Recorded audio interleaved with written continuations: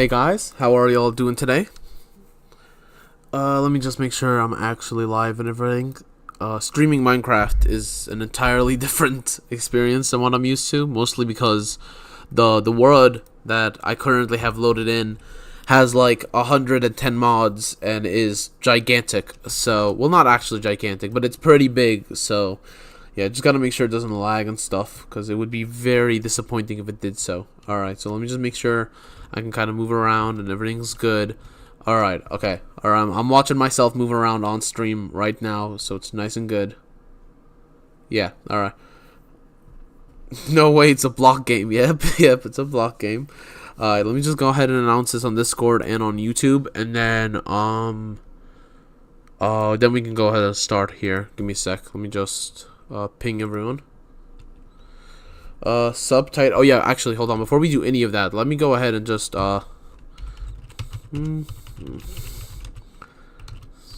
description before watching. Okay, before deciding to watch is probably better. Before deciding to watch. There we go. This will definitely be a little bit of a different stream, so I just want to make sure everyone is aware of that. So let's just go ahead and do that, and then can I pin my... Nope, I'm sending myself emojis, which is not what I want to do. Can I... Alright, hold on. Maybe I can pin my own message. Yeah, there we go. That's a lot easier. There we go. Pinning it on mobile is way easier than trying to do it on the PC, because the emoji thing just blocks my there we go. Just blocks my emoji thing. Alright, so let me just go ahead and announce it.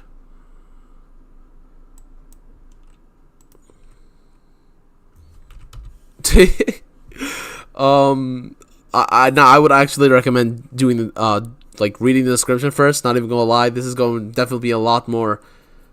Yeah, exactly.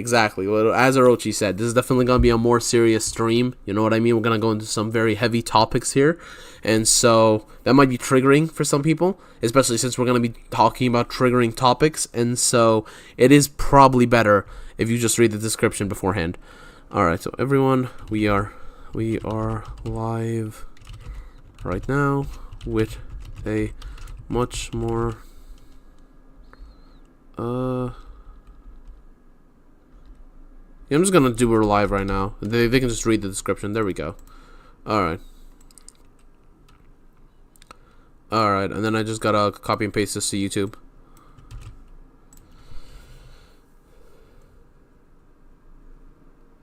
I'd be impressed if YouTube doesn't take this down. No, it's usually fine. You know what I mean? So long as you're not like graphic or anything, it's fine. I've definitely watched people talk about their experiences and stuff on YouTube before, so it should be fine. You know, it's not like I'm talking about my experiences as a serial killer or something. You know what I mean? Like there we go. Yeah, there we go. All right. Oh, you know what? That actually might be smarter. Hold on.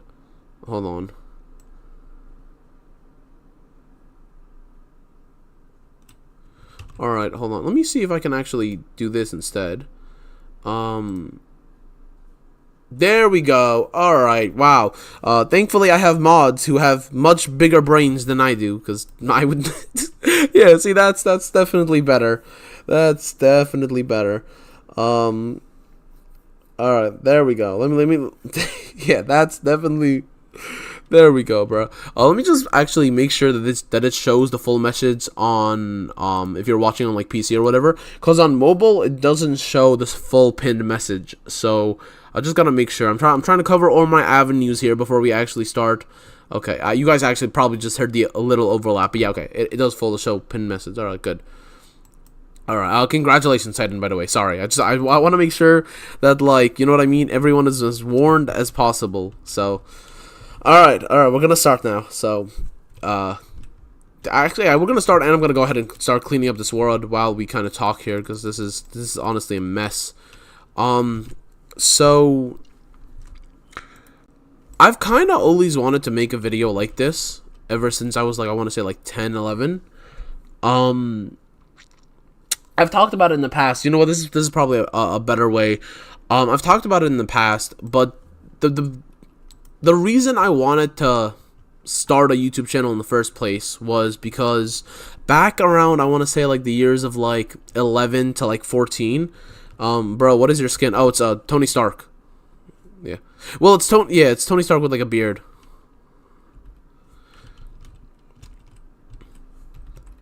Yeah. It's supposed to be Tony Minecraft skin. Yeah, yeah. This is the Minecraft skin. It's supposed to be Tony Stark, but if I remember correctly, I think this face is custom made from a different skin. So it doesn't have like the what's it called, the arc reactor or anything like that. But this was originally supposed to be a Tony Stark skin that I took and modified a little bit. I gave it like jeans and like I changed the face, I think. Yeah, I've just kept it ever since because it just felt fitting working on this world with it, and then I was too lazy to ever change it. So even when I would like do stuff that isn't this world related, I would still just rock the skin because I'm way too lazy to go ahead and change it back to like my old skin. So yeah, that's what it is. There we go. But yeah, so what's it called? Let me right. So I've kind of talked about this before, but the reason I wanted to start like a YouTube channel on my own was like around the ages of like I want to say like 11 to like 14, you know what I mean? One of the like only reasons, well, not one of the only reasons, but like one of the things that kind of that made me probably not attempt self-harm as often as I kind of would have liked is there was this channel on YouTube, right? And like I said, I've talked about this before, so this isn't like anything new or surprising or whatever. But there was this channel, right? And really all he did was Minecraft all day, right? But like I wasn't like big on YouTube back then, right? Like I think it's important to note that like this was only my second ever like YouTuber that like I ever like found out about, right? The first was Popular MMOs, which was like a pretty big Minecraft like YouTuber at the time, but I never really like I was kind of just discovering that YouTube could be used for other things rather than just homework, you know what I mean? So I didn't know like YouTube like had other types of content and stuff, and so I never thought about it. But eventually, you know, eventually, oh, actually, it'll probably be easier to do this. But yeah, eventually, like, I found this YouTuber, you know what I mean? He was called Jerome ASF. He just played, like, Minecraft all day. But the way he, like, treated his viewers was different than, even like after the fact, even after like when I found like other YouTubers and stuff, like the way this particular YouTuber treated his audience and treated his like viewers and his subscribers and his fan base, he really did treat them more like a family than like just random viewers and stuff, right? And that like at a time when I really kind of felt alone, I kind of felt like I kind of felt like isolated in a way. Like, you know what I mean? Like there wasn't really anyone who cared or like gave a damn about me. That channel kind of like really did like help me kind of have a better grasp on reality, you know? And as a kid, I really wanted to be able to give that to other people, you know? I thought that it was so like it was such a beautiful thing that it was a shame that more people didn't get to experience it. And eventually I outgrew like this channel's content, you know what I mean? I'm no longer like 5 or whatever, so obviously I wasn't 5 years old when I was watching it back then, but it was like the content just continuously evolved into a much more childish direction. And so like that kind of inspired me to, okay, let me take a step back. Let me like I want to make my own YouTube channel, right? I want to be able to provide what this channel provided to me, right, as a kid, as when I needed it. I want to be able to do that same thing for others. And so I went ahead, right, and I made my first channel. And that we're on the brink of unsubscribing from life. Yeah. Well, it's I wasn't on the brink, believe me. You know what I mean? At that point, sorry, so the game might lag every once in a while. I should have mentioned that before I kind of like got into this, but yeah, up until that point, actually, no, you know what, you're right, I was on the brink. Up until that point, I had never gone through with like self-harm. You know what, I can't remember who mentioned it in chat, but hold on, let me see here. Yeah, Orochi, you were the one who mentioned this, but yeah, I'm gonna be using self-harm instead of more obvious words, just because I don't want you to take this down. But up until that point in my life, I had never like actually gone through with it. You know what I mean? I had like the thoughts. You know what I mean? Oh, I wish like just existence would end. I wish there was an escape. That type of thoughts. And I started my first channel like because I wanted to be able to kind of provide that support that others like that were able to provide to me in sort of this like indirect way. And so I went ahead. I started the first channel, right? And that's kind of where my journey really starts. So first channel kind of like was more of an experiment because I didn't really like think of it or whatever. This second channel though, right? This second channel I had much more of a pointed focus going into it, right? On the first channel, I knew I wanted to like help others who were going through like maybe a similar situation to myself, who had experienced what I had experienced, that type of shit. But when I made the first channel, I didn't really think about how I was gonna go through with it. You know what I mean? Because up until that point, like the people that I had watched, obviously, and I'm gonna stop just like walking around here. You know what? We might as well go and actually start doing some builds and stuff. So I'm gonna open some tabs and stuff like that while we're talking. You know what I mean? So I can have some kind of references as I start to build. But honestly, right?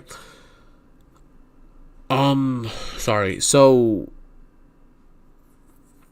basically, like when I started my first channel, I'm trying to find like the words to put it in, and this is probably gonna happen a lot this stream where like I can't find the right words or something.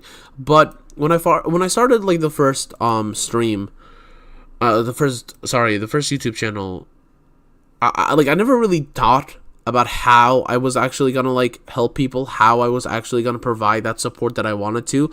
In my head, I guess it just always defaulted towards, well, like this is how this YouTuber like was able to help you, so you should just, you know what I mean, focus on gaming content or whatever, and then just kind of do what he did. And so like for the first channel, I never really like thought about it. It was such a rushed like experience that I never stopped to think like deeper into it. But the second channel was completely different. You know when I made the second channel, like I had much more perspective because I was much older. I had been through way more shit than I had been through when I made the first channel, you know.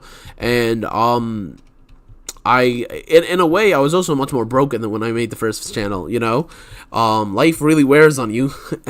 Like the more that you kind of live, the more that you just accumulate wear and tear. And so by the second channel, I had become a much more cynical person than when I made the first channel. But it was still like my mission had never changed. The thing that I wanted to do had never changed, you know. I still really wanted to be able to provide that space for people where they could just like escape from the world for like 20 minutes, half an hour, however long whatever content I was working on at the time was.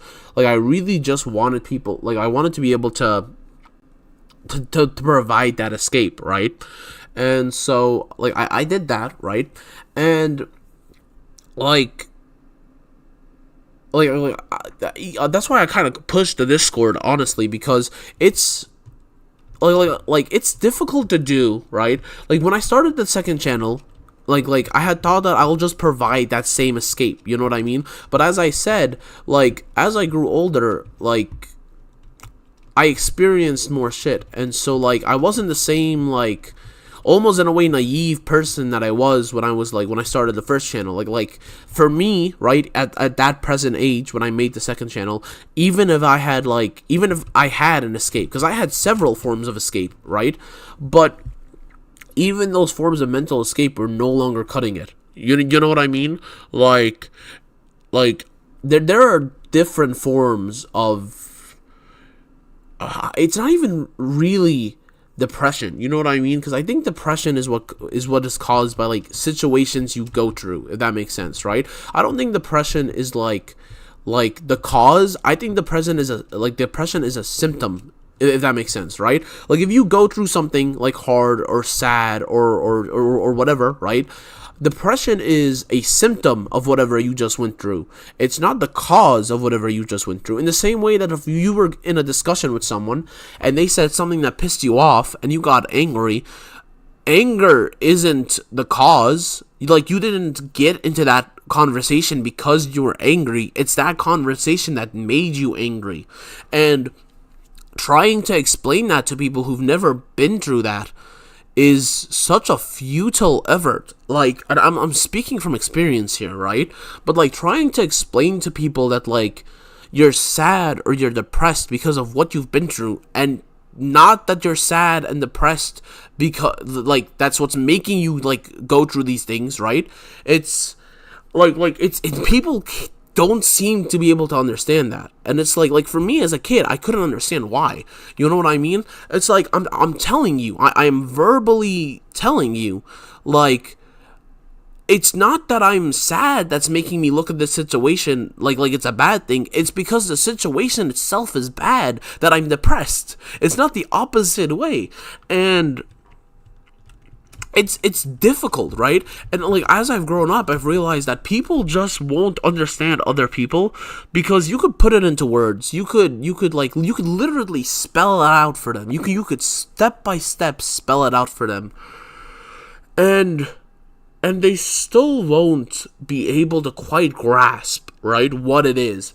Damn, that hits hard. Yeah, so, see, this is what I'm talking about. Like, unless you've been through it yourself, like, it's difficult, you know what I mean? Unless you've been through it yourself, you can never imagine what it feels to go through it. Is really the best way I can put it. And it sucks that, like, even people who have gone through it, right, when you exactly no one will understand until it happens to them. And it's not like the craziest thing is people, and I find this because, like, here's the thing, right? My entire life, I've kind of, and I haven't realized it. You know what? I even, like, saying it this moment here, like, I didn't quite think about it this way, but I guess, like, just talking about it helps kind of, like, reformat your views on certain events and shit, right?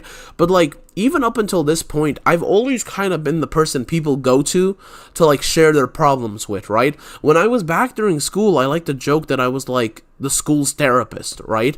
Everyone would go to me with their problems. And I never, like, even now, I've never been like, oh, well, like, I'm worried their problems will break me, right? Because in a way, it's like, to whatever they're dealing with, I can assure you I've dealt with 1,000 times worse. And so, like, you could tell me all your problems and I'll take it at face value and I'll help you solve them and I'll help you, like, walk through them. And I'm never worried that, like, like, people's problems or people's experiences will break me, because, like, in a way, I'm too far gone. I'm too broken to have to, like, worry about that.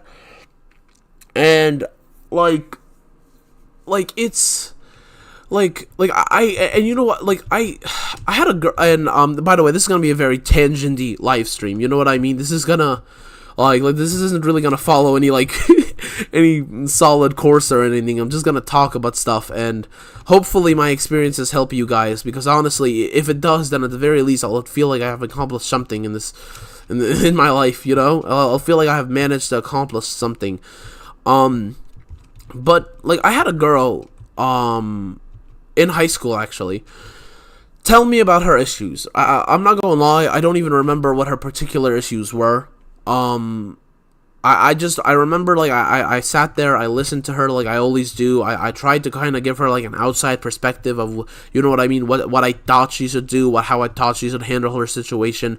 And then she asked me how I knew, like, how to deal with her, like, depression and her, like, self-harm issues and stuff. And I was like, believe me, everything you think you're doing to yourself that's so novel, I've done worse. And so like, whatever it is you think is so unique, like I've already experienced, and I've experienced worse. So, like, you can't really shock me, right? So like, I've already experienced that, so of course I know how to deal with it. Of course I know from an outside perspective. And I think this is the thing that's truly, like, mind-boggling and just downright evil about depression. Like if somebody else right now, like were to tell you their problems, you from an outside perspective could easily solve them. You know what I mean?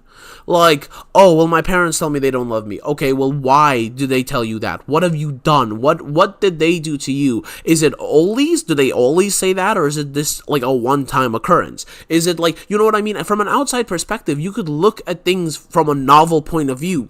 The issue is that when you're actually dealing with something, it's almost like you're trapped in a maze. It's like, you know, objectively, if somebody else was dealing with this, you'd be able to tell them the way to, like, get out of it, right? To get out of that mindset, to change their mindset, to change their situation. But when it's you yourself that's dealing with these issues, it's like, despite having the answers, you can't actually do it. Like,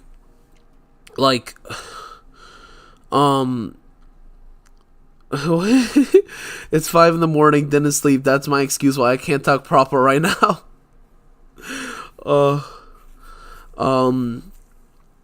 Yeah, here's the thing. You guys can feel free to share your stories in the actual stream chat. I'm not gonna read them because, you know, these are, at the very least, I don't want to, like, publicize these stories or anything. You know what I mean? So you guys can feel free more. Yeah, my voice is a little shaky right now, but I'm not gonna cry. Thank you for being concerned though. But yeah, like you guys can share your stories and stuff in live chat. I encourage it to find support from each other, but I'm not gonna go ahead and read those, at the very least, not until not now. So, but anyway, what was I saying? Right. So like I had this girl, and like ask me why and stuff, right? And so like I kind of said that, like I kind of blew it off, and like she was like, well, tell me about tell me what's going on and stuff. And like, I've never told anyone about my problems. Like someone my age, someone who should be able to understand what I'm going through, someone who I just, like, you know what I mean? I know they're also dealing with some similar stuff, right? And like, other than twice in my life, okay?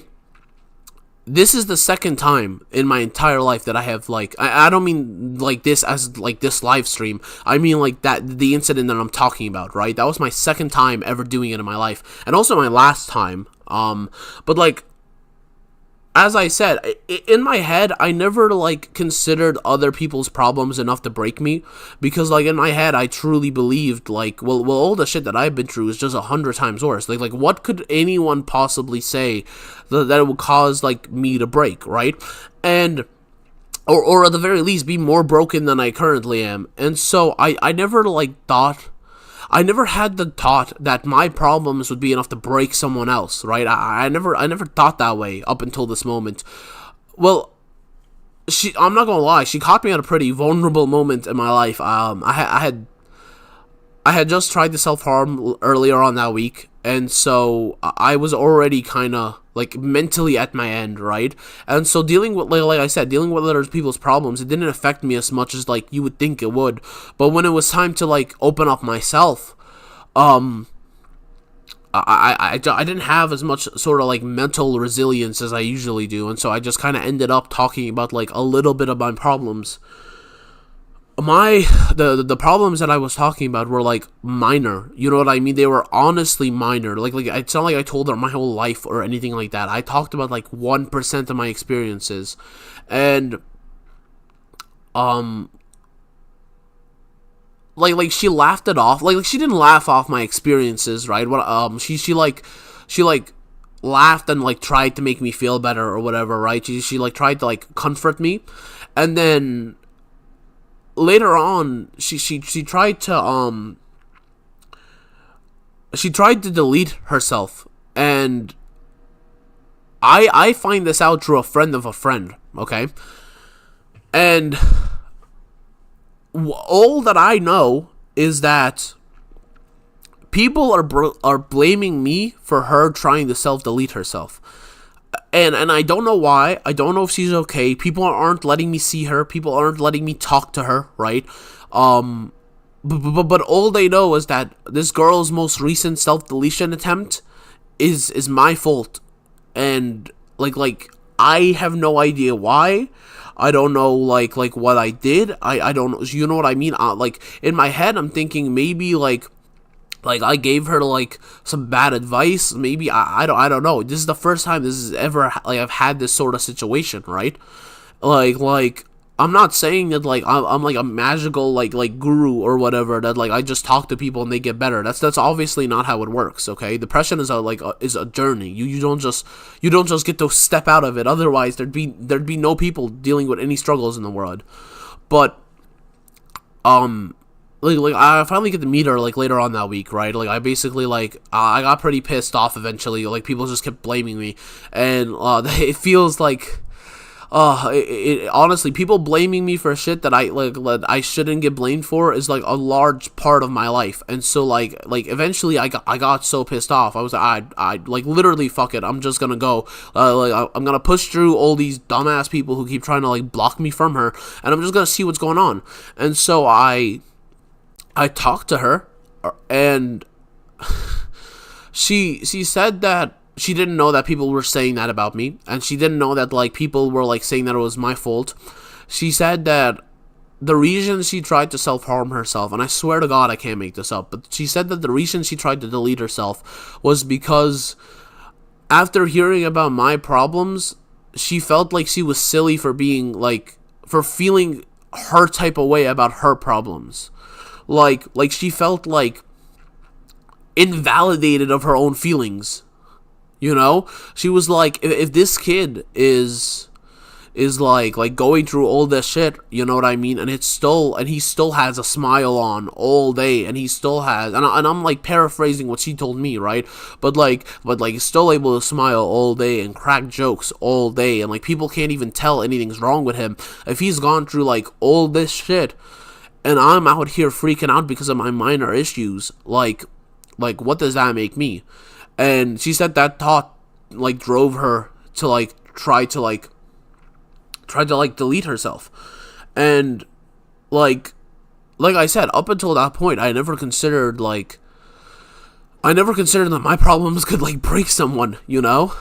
Like it was already hard enough to deal with my problems on my own, but like thinking that my problems could like were genuinely so bad that like it could cause others to just like exactly that girl's feelings like here's the thing, right? And this is exactly what I was saying. Okay, people will never understand what it feels like to go through something unless they're going through it themselves. Okay, like that feeling of invalidation that she herself felt. Okay, that is the feeling everyone has whenever you try to tell them about your problems. At the very least, that's the way. Like, whenever you try to tell anyone about why you feel like a certain way, it's that feeling of invalidation. It's like the subconscious thought they have, right? They're not trying to invalidate you, but they think, because they haven't lived through your problems, they think that like the problems are easy to solve or whatever.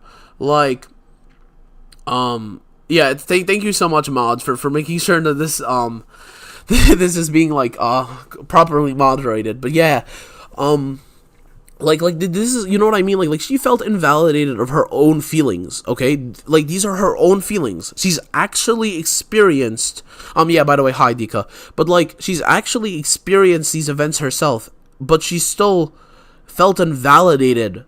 You know what I mean? Now imagine how easy it is to invalidate someone else's feelings. Like ignore the fact that like she actually experienced this shit firsthand. Imagine if she were hearing about her own experiences secondhand, and then imagine how easy it would be to invalidate those experiences. I find that people with like depression and people who have tried to self-harm and people who have like dealt with all this shit, it's not that they don't ask for help, because there's this stereotype and there's this myth that like people who feel this type of way, like they don't ask for help, and that's just not the case. You wouldn't know they existed if they didn't ask for help. You know what I mean? Like, hey AZA, read the description, and it was a friend from high school, but like, sorry, I lost my train of thought there. Give me a sec. Right, I remember. So like seriously, if people like with depression and people with like self-harm issues and stuff like that, right? If they didn't ask for help, nobody would even know they existed. So like you can't be like they don't ask for help and like they're just no, they, it's specifically because they asked for help that you even know they're there in the first place. Like that, like people with depression are like the perfect chameleons. Okay, if you see a person who has like a particularly bright smile, who's always laughing, who's always cracking jokes, who seems like the life of the party, okay, like they walk in and as soon as they walk in everything immediately becomes more funny and joyful and that shit, 9 out of 10 times that person is actually horribly depressed. Like, I'm speaking from experience, okay, and from other people's experiences as well, okay. Like we with depression, we don't want to feel like there's something wrong with us. At the very least, that's how I always felt. I didn't want to feel like there was something wrong with me. Like I hated the notion that like there was something wrong with me for feeling the way I did, for experiencing all the horrible shit that I had. It was so easy to put on a smile and laugh and joke, and when people validate that smile and that jokes and that life of the party type attitude, right? When people like smile and they joke around with you and stuff like that, it almost makes you feel normal. You know, even though it's a lie, and you know it's a lie. Like when people laugh at your jokes, when people when people like you know what I mean, when people like are pleased to be around you, that type of feeling, that type of like that type of moment, it's like a drug. It is genuinely like a drug. Like it is the perfect escape for somebody who is going through constant torment and throughout their entire lives, right? That it's that moment of escape that like people yeah, it's not just you, Jaden. It's really not. It's everyone who is watching this stream right now. It's everyone who will watch the stream later on. It's everyone in the world who's not even related to this video, to this stream, who will never find these words, who have been going. It's that kid. It's that kid in middle school or high school or hell, even elementary school, who's going day in and day out and day in and day out, and he's seeing people. And he's talking to people who he honestly couldn't even give a shit about, but he's trying so hard to make them laugh and to make them happy and to make them accept him, because it's so much easier than having to deal with, well, not only am I depressed, well, not only am I hurt, not only am I in pain, I'm alone. Because there's nothing worse than feeling alone while also going through that shit. Like it doesn't. Like there's something particularly awful about feeling this way, and then feeling this way and also feeling like you're alone. And like I said, like even when you tell your problems to other people, they most of the time can't relate.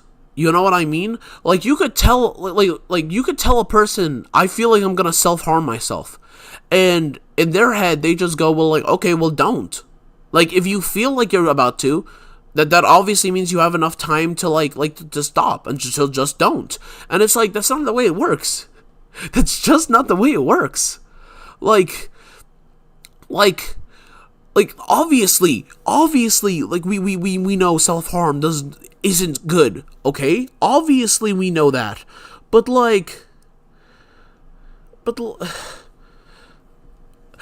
I don't even think, no, hey, I'm not really reading chat, because like I said, I'm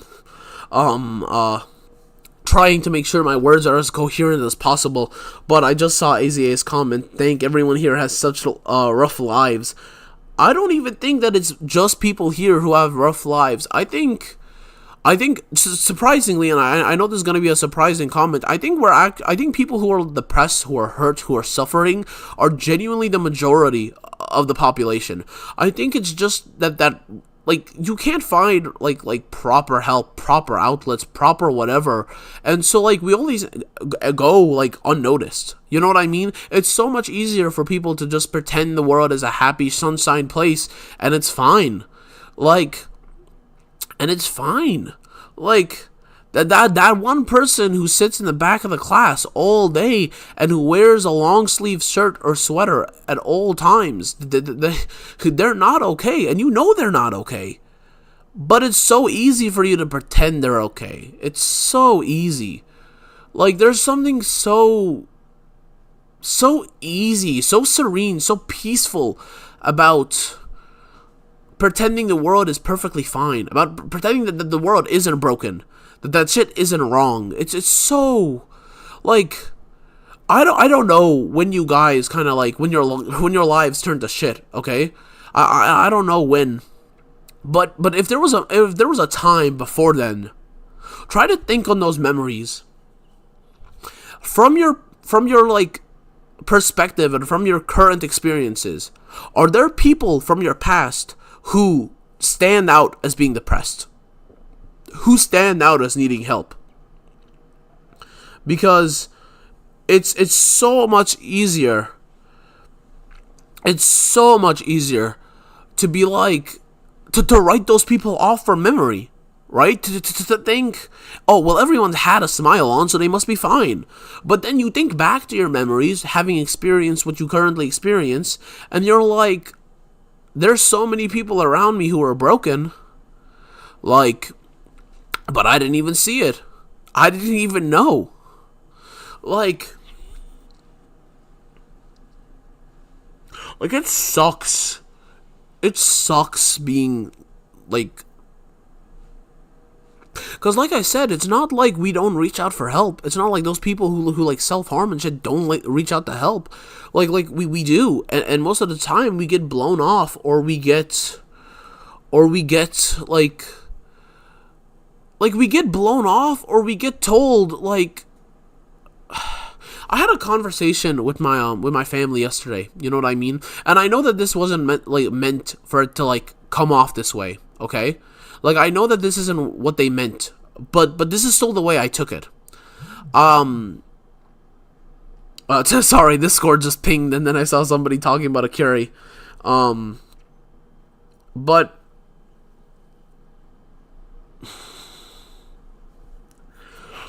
I'm so sorry to hear that, Orochi.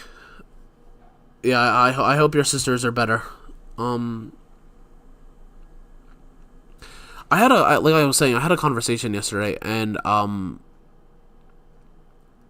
like I confided in the fact that like I was gonna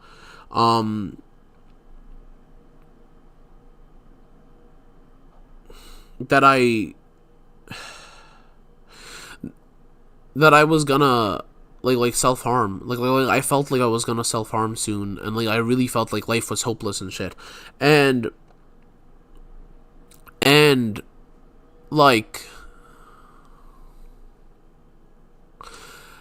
and I know it wasn't meant to come off this way, but like the people around me at the time were like, well, it's fine, because like all the issues that you're going through, they're actually minor, and they're like they're easily solved, and they're easily worked through, and like stuff like that. And like just as I was saying earlier in the stream, it's so easy for people who haven't gone through what you're going through, who haven't seen things from your eyes, who haven't like seen or felt things from your perspective, to be like, well, whatever you're going through is minor. Whatever you're going through is like easily, like, you know what I mean, easily solved. And even if they're right, it doesn't help. Like, even if they are perfectly right, it doesn't help. Like I would rather hear that I'm right, and that like my emotions and like the things that I'm going through might genuinely be difficult, might be impossible to solve, or whatever, but that I'm valid, like that I'm valid in my feelings, that I'm like, you know what I mean, like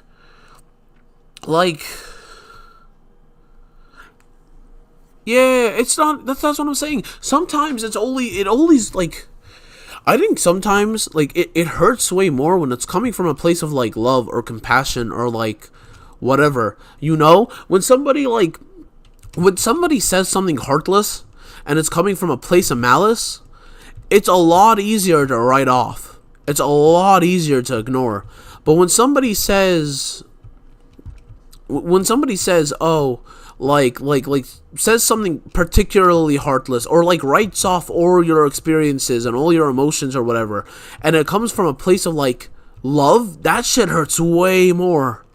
That shit hurts way more. Because if they're being malicious, you could write it off as being malicious, right? So the pain you hear from hearing those words, you can be like, well, they came with malicious intent. But like, when those words come from a place of like wanting you to feel better and they make you feel worse, there's no way to rectify that feeling in your mind. There's no way to like come to terms with that feeling in your mind. Well, what are you supposed to tell yourself? What are you supposed to like how are you supposed to rationalize that, right? Like if somebody says something particularly like really awful, but like again, they were purposefully trying to harm you. So whatever you felt from that, like from those words, again, you were valid in feeling them. But when it's something that you can clearly tell was meant to help you, and you still feel like shit, and you feel even worse, and that how do you do that? Like how do you like I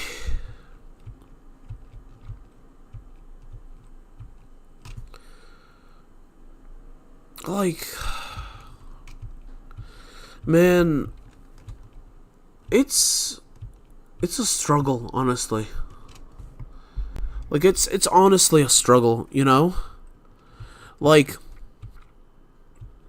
when I said at the beginning of the stream that I always wanted to make a video or like a stream or something like this back when I was 11 years old, right? Back when I was 11 years old, I didn't even I told you guys, but I didn't even understand the concept of YouTube or how it worked. At the time, when this particular thought came to me that I really wanted to do something like this, it wasn't even like I never thought about making a channel. I never thought about doing anything like that. I had this thought after so I had my first ever like public like freak out, you know what I mean? Like it wasn't really like a panic attack. It was better to call it like a nervous breakdown, right? I had like a public like nervous breakdown back when I was like 11 or like maybe like 10 and a half or something like that, right? But like we had I had grown up in New York up until I was 10, and then I moved states. I'm not gonna say where. I'm pretty sure I've already mentioned it, but in case I haven't, I'm not gonna say. But I changed states afterwards, right? And one of the I'm dealing with, I should say, several problems in my life. Several sort of issues that have made me the person that I am today. Actually, no, not made me. I should say that have broken me down into the person that I am today. You know? Like normally when kids grow, they actually grow and mature and evolve into something. But like, I feel like I've taken like the opposite of that. Like I've still changed from when I was a child, but I don't think I've particularly grown or evolved. I think it's more like life has taken like a sledgehammer or a chainsaw and like flames and has like broken me in every way possible. But like my first like when I moved, right, one of the main issues that I've dealt with in my entire life is people blaming me or accusing me of shit that I just haven't done or even haven't been capable of doing. Okay, it's like I'm not even in the room for an issue, okay? And then like I'm getting blamed like for something that happened in that room while people knew I wasn't in that room. You know what I mean? Like that's just a very minor example, but that's one of the running themes in my life, okay? Like it's just being accused and being and being like, yeah, it's just being accused, okay?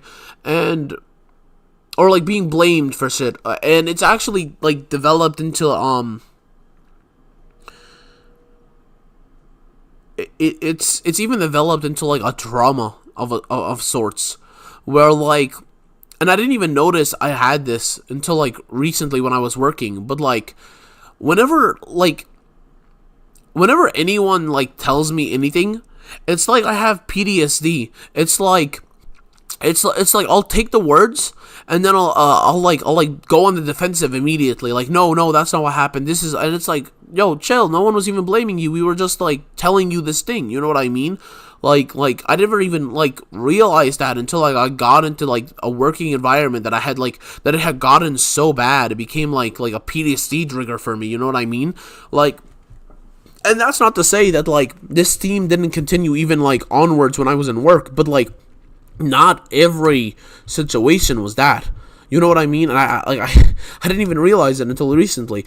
But as a kid, I still remember this day particularly well because I remember how stupid I felt. Every time I think back to this moment in my life, I think how much of a stupid individual I am. So that day, I remember I got into a fight with my mom and my dad right before going to school. I went to school, and then I don't know what the fuck was happening with this dumbass teacher. Okay, but like this teacher specifically blamed me for everything she possibly could from the first day I met her until the very last day of school. Okay, she like I don't the first day that like the first day that I met her, okay? Like I dropped the pencil. I went to go pick up the pencil, and she goes, "Oh, by the way, sorry, it's super laggy because this area over here is all chiseled, and I don't want to show it off until because I'll make an actually since you guys are here for the stream, I'll just show it off real quick. Sorry, I know there's like other versions of the words, but like here, I'll just give a quick thing, and then if you guys want to see a more detailed run through, you guys are gonna have to like go watch the video when it comes out. Sorry, because that's why it's super laggy. All of this is chiseling bits. All right, back to the stories. My bad, guys. Man. Right. So, oh god. So like this teacher that actually made me feel a little better taking that break from just like constantly talking like that actually, or at least talking about serious stuff. That actually did make me feel a little better. But like so this like I dropped the pencil. She turned around. She was like, "Are you talking?" Nah, bro. I dropped the pencil. I turned around to pick it up. No. You're talking. Stop talking to that kid behind you. Bro, I dropped the pencil and I turned around to pick up my pencil that fell behind me. Like, what are you... Like, I literally... And then, like, I didn't have an eraser, right? Because I had just moved schools. Like entire states. I had a book bag with, like, a folder and, like, one wooden pencil and, like, a notebook. And that was it.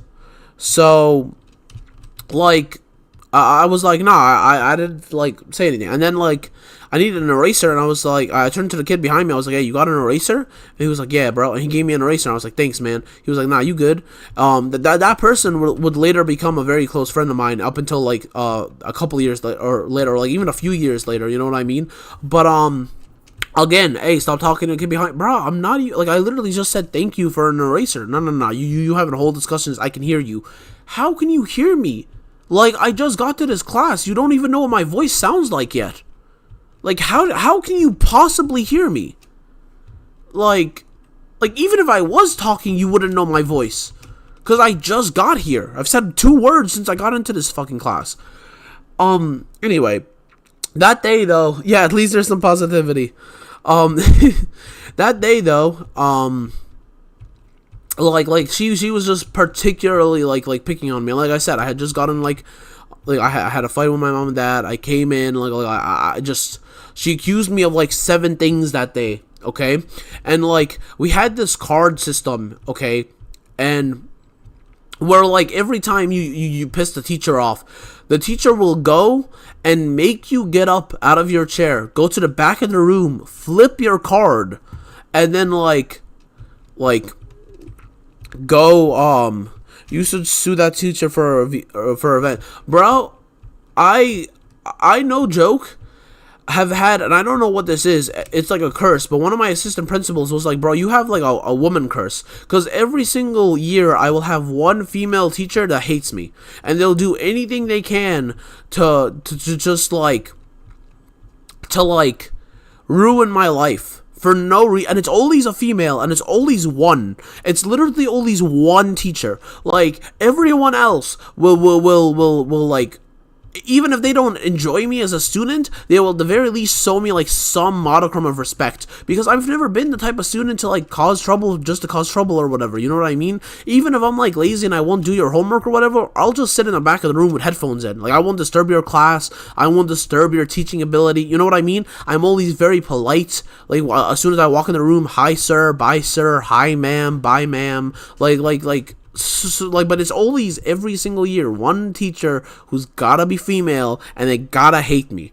But like, and I like, and you know what? I'm gonna talk about this later because this is another team in my life. But I'm just gonna, um, but like I remember that day because like she kept making me get up and turn my card, and it was like turn it from like what, green to like yellow, yellow to orange, orange to like red. Like we don't even have a level past red, but like I'm gonna have to like add a mark to your card, and you're gonna have to turn it tomorrow for being so like whatever. And then it's like, oh, I'm gonna add a second mark. I'm gonna like do this. I'm gonna call your parents. I'm gonna like, bro, I literally didn't do anything that. 1 second, everyone. Sorry, give me a second.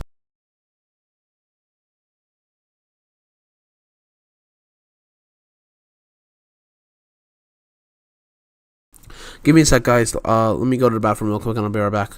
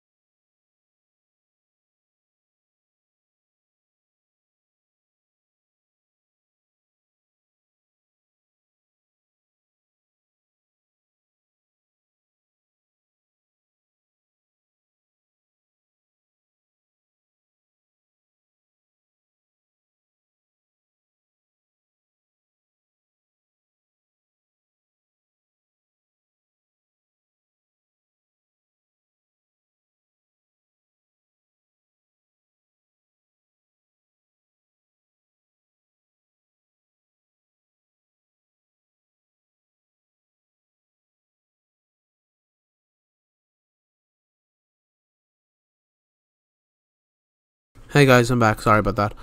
All right. So, all right.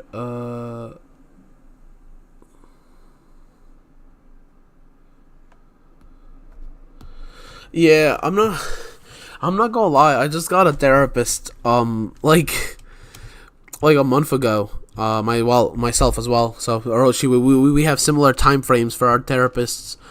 Um, I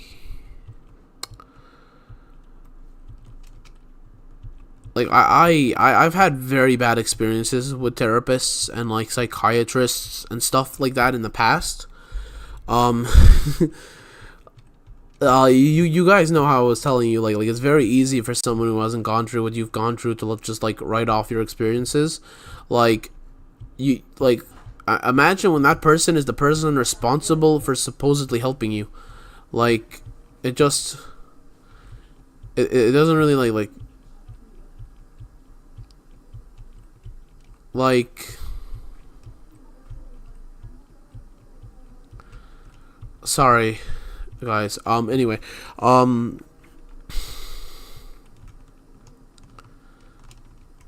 um sorry. Let me regain my train of thought there. I'm being blamed in the background. All right. Anyway, sorry. So like yeah, like all right, you know what? Let me finish my current story. I'm sorry, guys. I lost my train of thought. Like getting up and then like sitting back down. It's like it's actually much harder to continue than even like when I first started the stream. It's like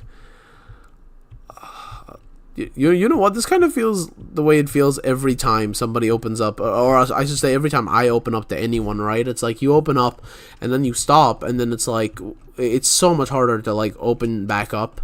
You know? It's so much harder to open back up. It really is. Um. All right. So basically, like I said, I still remember that day vividly. So she kept like. She kept picking on me and making me like go change my card and stuff like that, and so like I was already having a very stressful day, and and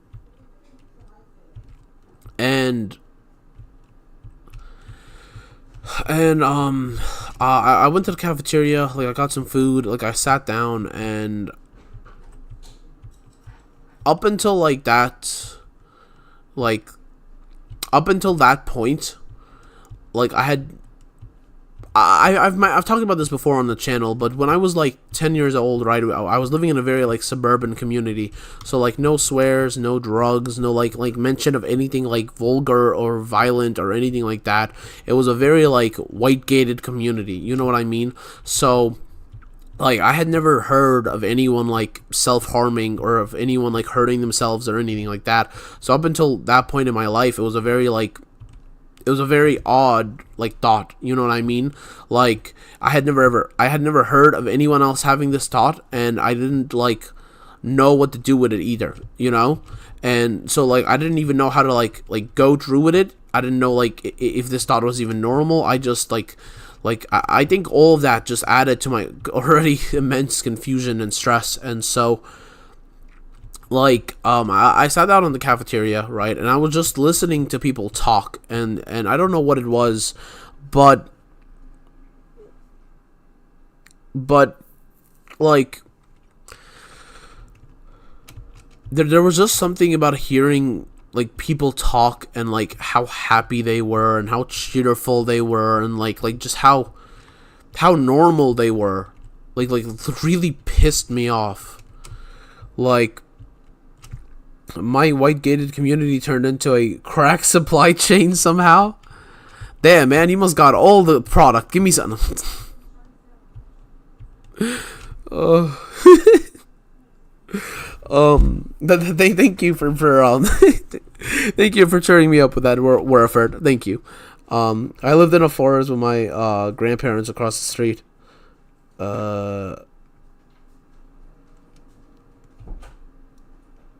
Hold on. So as I was saying, like I didn't really know what to do with like those thoughts or anything like that.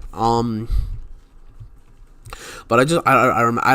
Their voices just like it broke something in me. You know, like I was already like in a very dark headspace, and like they just. It's like the rest of the world was just going on like as normal, but like there I was like genuinely like I can't even put it into words. Like I can't even put it into words. Like the rest of the world was just going on, and I was just like I was just breaking. I was literally just sitting there breaking apart, and like the rest of the world didn't even seem to notice at all. It was like I was so insignificant that like nothing mattered, and like just hearing them talk and hearing them talk and just laugh and whatever. I ended up.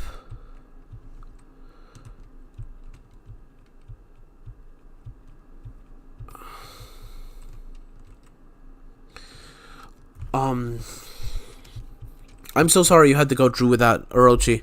You had to go through that. I haven't been reading all the messages, but I have just seen the last couple ones, and I am so sorry you had to go through that.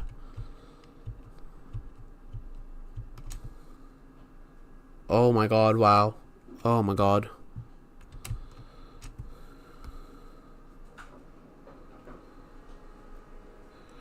Damn, bro. I'm so sorry you had to go through that.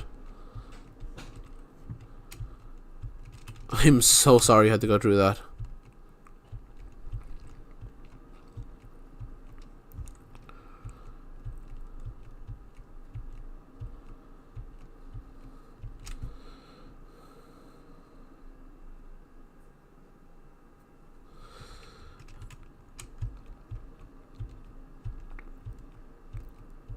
Yeah, I'm gonna finish this story and then, yeah, I'm really sorry you had to go through that, Orochi.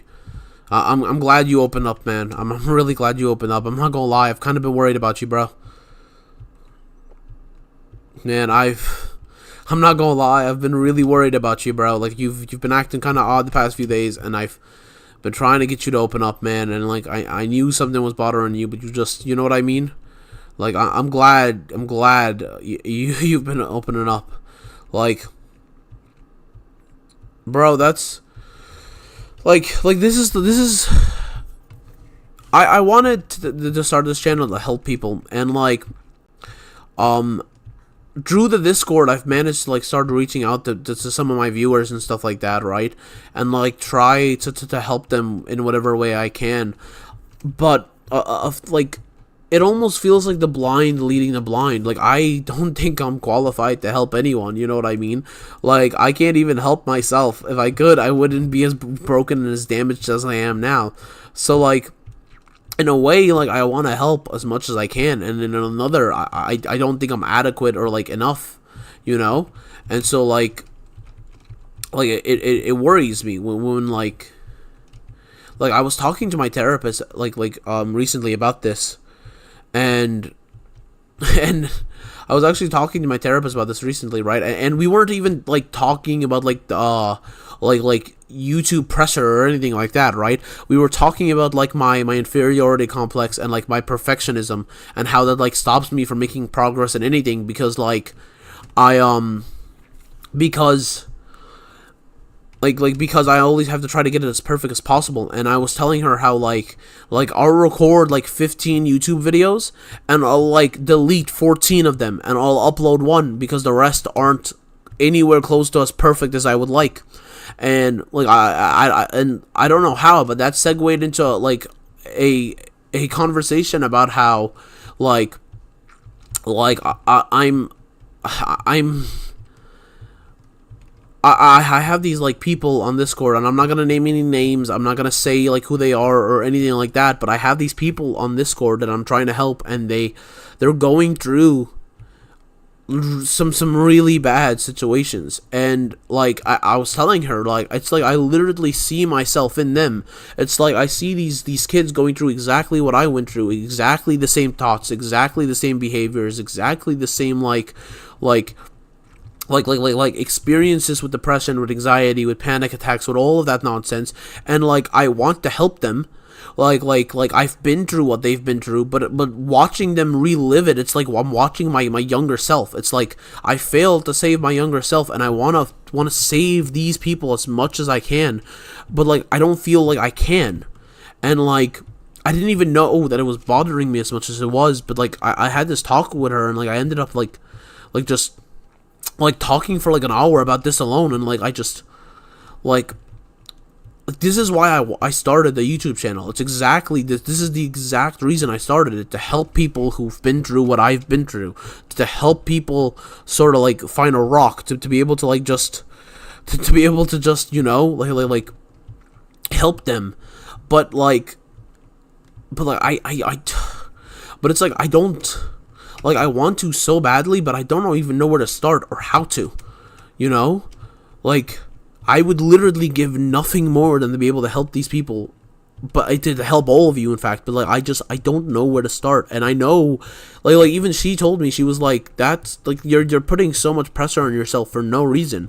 Like the fact that like this community managed to be created even without you, like, you know what I mean, like focusing so heavily on that goal or whatever, like.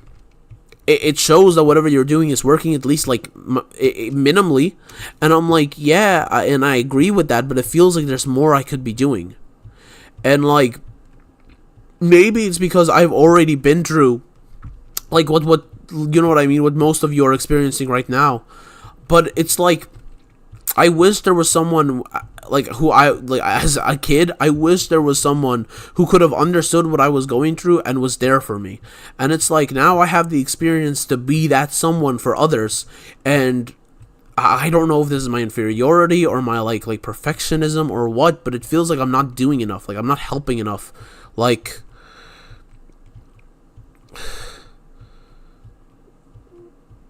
yeah, man. Yeah.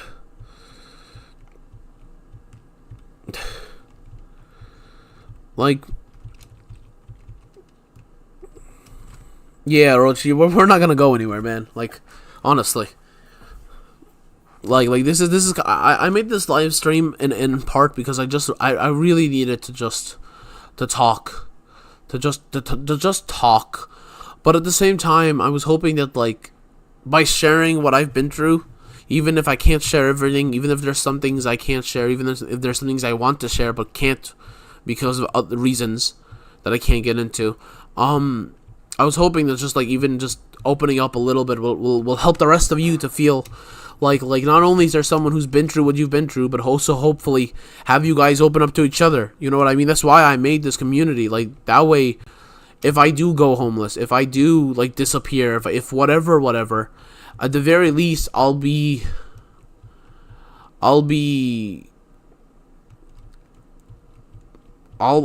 content with the idea that like I've made a like that I've made a community that people will be able to like find support and help each other with, right? But at the other end, it'll feel like, and this kind of feels shitty to say, but like it'll feel like I've achieved something, you know? Like honestly, like my life is worth shit, and like it feels like well, it doesn't feel like I just haven't achieved anything. Like I haven't achieved anything. Like I'm too broken to achieve anything. So it's like life has really taken away anything I have been proud of. Anything that has like brought me happiness or made me feel proud has been taken away. And so like I'm at this like moment where it feels like even like the one thing that I was starting to really enjoy, that I was starting to really like, you know what I mean, like YouTube, even that's going to be taken away from me. And so like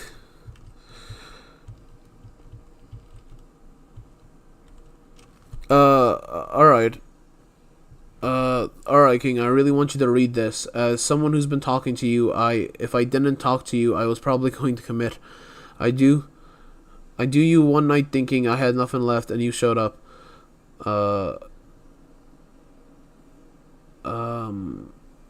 Me there was, and you showed me, oh I see, and you showed me there was something left for me in this world. What I have. You know what's crazy? Those thoughts are first of all, thank you so much, Wilford. Honestly, thank you so much. I've mentioned before I suck at taking compliments. Like I didn't receive any of them growing up, and so now as an adult, when I receive some every once in a while, I don't know how to accept them because I don't have experience in accepting them. You know what I mean? So my responses are always like very awkward. But honestly, I am glad you decided not to, and I am glad I was able to help you. Orochi, hold on. Let me read out the message that I'm about to talk about. I keep asking myself, do I matter, and would I actually be missed? I'm not gonna lie, like, I was thinking to myself recently, right? This is gonna be a whole tangent, and I swear I will get back to this point like in like 20 minutes. But we need to start with the tangent first. People like there's this really common phrase that like suicide is the easy way out. Let me tell you, okay? Let me tell y'all, suicide. There's nothing easy about suicide. There's nothing easy about suicide. Like, that moment between like life and death, that moment, like that literally split second feels like an eternity. It feels like you're trapped in like some sort of like time loop where like this 1 second will never end, and like you can forcibly end it, but like you can forcibly end it by like putting down the knife, by like not jumping in front of that truck, by whatever. And I'm speaking by experience here. But like that 1 second just stuck replaying all your memories just on loop. It's like your brain is trying to delude you that you matter, that you matter, that like there's someone who cares about you, that whatever. And the reason I say delude is because that's what it is, at least for me, right? That's what it. And just give me a second, because I swear to God I have a point, and I will get back. You know what I mean. I'm gonna turn this around. I'm not just being depressing for no reason, okay? But like part of like every. Part of that instinct of every living being is wanting to live. So even if you objectively have looked at your life and you go like, okay, there's nothing left for me here, your brain still wants you to live. Literally, even if you don't want to live, your brain still wants you to live. And so your brain will put you in this loop of memories, and it'll try to delude you into believing, no, I have a reason to keep going. I have whatever. I have people who care. I have whatever. And in that moment between life and death, it is literally a battle between yourself. It is the battle between your conscious and your subconscious. And it is so easy for people who have never been stuck in that moment to go, well, suicide is the easiest thing in the world. You took the easy way out. There is nothing easy about that shit. For every single one of you who has been through that shit, you know exactly what I'm talking about. And even for those who haven't been through that shit but have contemplated it, that pit in your stomach, that feeling that like, do I really want to do this? Do I really want to throw it all away? Do I really that working up that courage, right? Because that's what it is. It's courage, because there is nothing more scary than attempting to take your own life. There is nothing in this world more horrifying than that. There is nothing in this world that can scare you more than that thought. Like when people think of things that scare them, most of the time it's because those things will lead to death, or they'll lead to a worse life. Guess what? If you're committing suicide, you already believe you're living a bad life. Like you believe it can't get worse, and you believe so you're literally confronting the biggest fear imaginable. You are confronting death. You are literally confronting death. Like, for every single person who's so laughably stupid to say, oh, suicide is easy, y'all have no idea what you're talking about. You have no idea what you're talking about. And here's the thing. And here's the thing, right?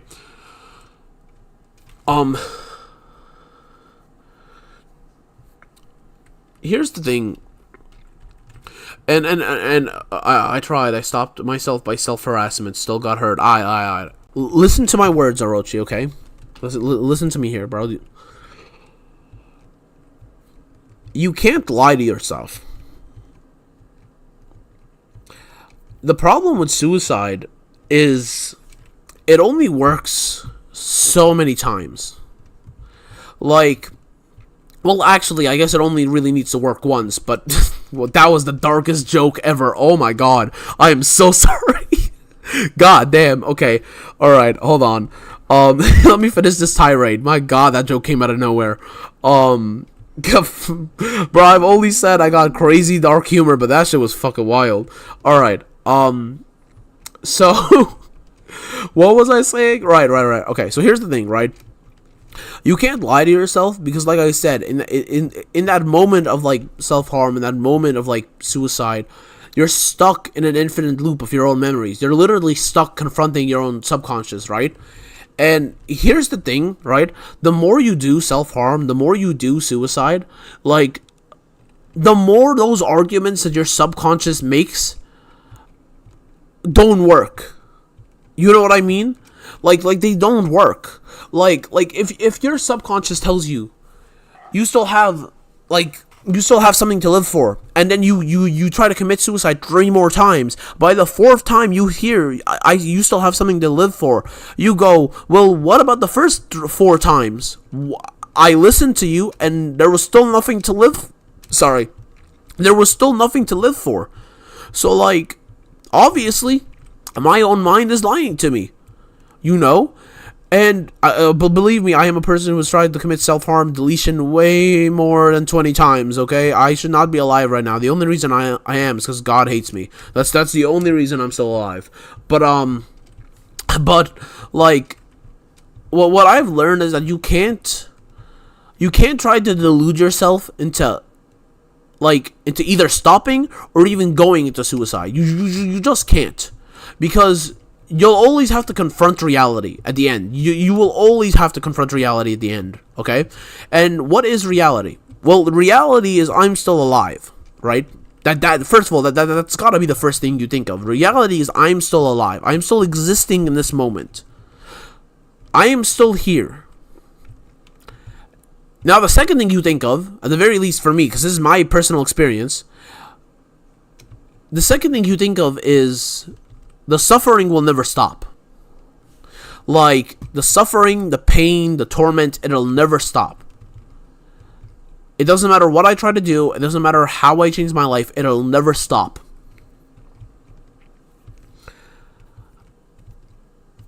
That second thing is just a lie. Like, you hear people say it all the time. You hear people constantly go like, life will get better, life will blah blah blah blah blah.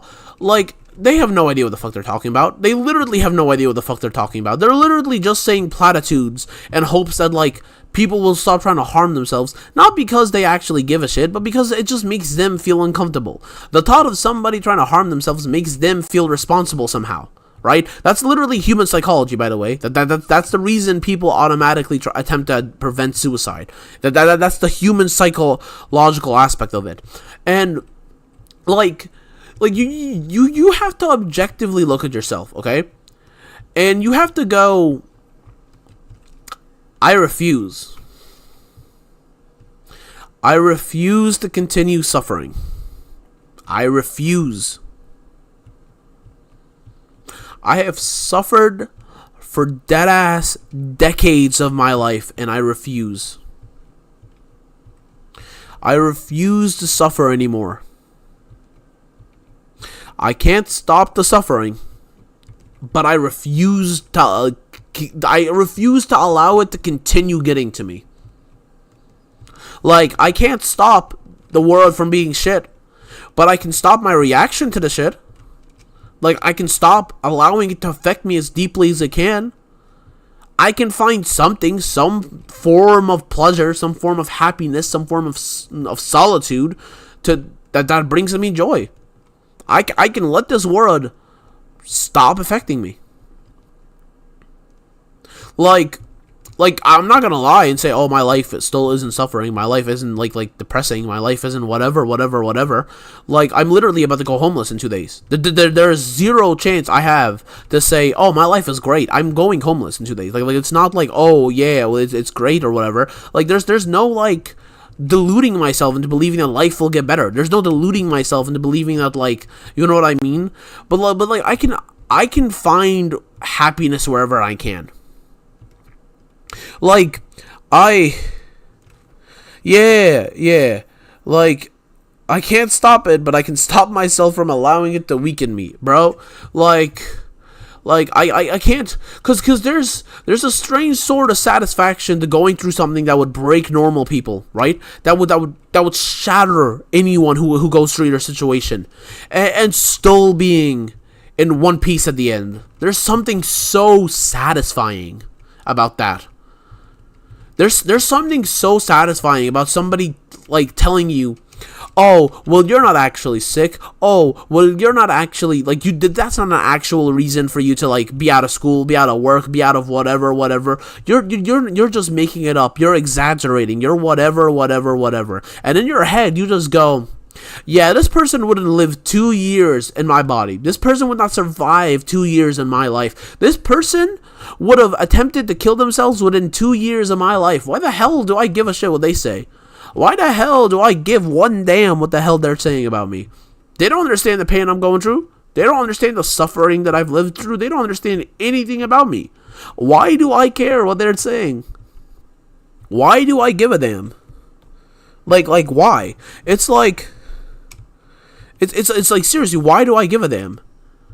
It's like the next time the world does some shit, okay, to fuck with you on like a physical or a mental level, oh, that's cool, add it to the list. Like that ass, add it to the list. Like just add it to the list. Like, I said this to myself on my 18th birthday, okay? Mind you, in my entire life, I have had one, like, normal birthday, and the rest, I've never had a happy birthday. Like, it's not even like that my parents don't like try to celebrate me on my day, or like my sibling isn't nice to me on this day, or whatever. It's just the world always tries to fuck with me on my birthday. Like, I have never had a happy birthday. I have had one that was normal, where nothing bothered me, and I didn't interact with the world, and I was fine. Okay, one birthday like that, and the rest have all been shit. I have never had a happy birthday. On my 18th birthday, okay, I looked at myself, and I was like, even if I kill myself right now, and I successfully do it, I free myself, I'm free of suffering, I'm free of torment, what the fuck's the point? If I do it right now and I succeed, what was all the suffering I've been through for? What the hell did I suffer 18 years of pain for? Why? Well, what is the point? What is the purpose? Like, let's say I do that right now. I kill myself right now. I succeed. What is the point? What do I, like genuinely, what is the point? Like, you do that, and you invalidate every single year of your life that you have been alive, and that you have succeeded in resisting suffering. What is the point? Every single attempt you've made on your life, every single pain, every single scar you've left on your body, every single horrible memory, every single ounce of suffering that you've lived through, even if you were to succeed right now, then you would invalidate all that you have lived through. Like, I really don't know what it was that made me have this thought, but I was like, literally, even if I succeed, I have just invalidated everything I have lived through. Every single one of my previous attempts, every single one of the things that would have broken a million men just like me, or even better than me, every single one of those shit that I've lived through will all be absolutely meaningless. What was the point of all my defiance, of all my struggle, of all my resistance, if in the end, the so-called success that I've been striving towards is just an invalidation of everything I've lived through?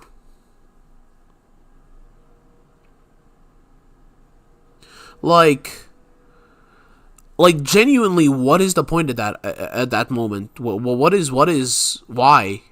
Like for me as a kid, when I tried to delete myself, it was always because I believed that I would be escaping further suffering. And objectively, right, looking back on my life, that's true. Had I succeeded, I would have, I would have saved myself suffering. So much of it. I could put it in a barrel, and I could probably douse the entire world in it. And out of the 8 billion people who are in this world, 7.6 of them would all be dead. Like, let's just keep it a buck. I'm not going to say that there aren't some people who could probably have, lived through what I have lived through. But, the majority, 99% of them definitely wouldn't have. Absolutely wouldn't have. So, I've already made it to this point. I'm already living. I'm here. What is the point? What is the point if the success that I've been so fervently chasing is an invalidation of everything I've ever been through? Literally, what is the point? Ever since my 18th birthday, I have not attempted to self-harm myself ever again. Now, that's not to say that, those thoughts just disappeared from my head. That's not to say that, there aren't times when I'm like, God, I wish I was dead. Man, I really wish I just go to sleep and I don't wake up tomorrow. Man, I really wish that I just cease existing. But I wake up the next day and I do it all over again.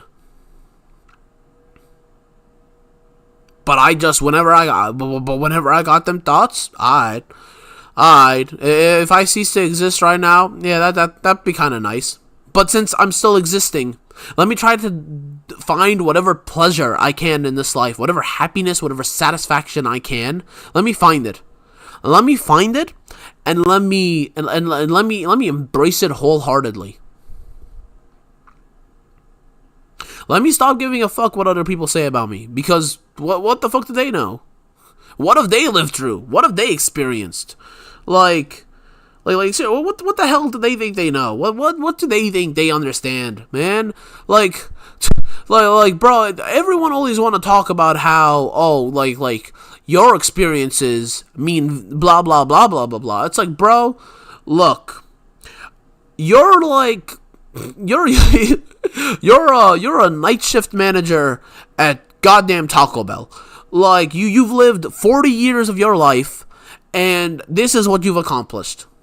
I have lived 20, even less than 20, and compared to your sunshine and daisy life, where, you had middle-class parents, you're out here, and you've got a kid, you've got all this goddamn bullshit, literally sunshine and peaches,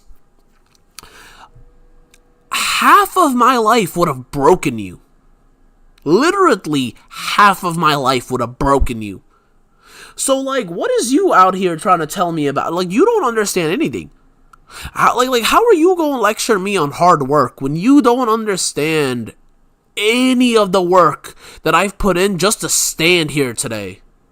Because everyone, because there are some people's lives who are serious, here's the way I like to think of it. Anyone who criticizes you, okay?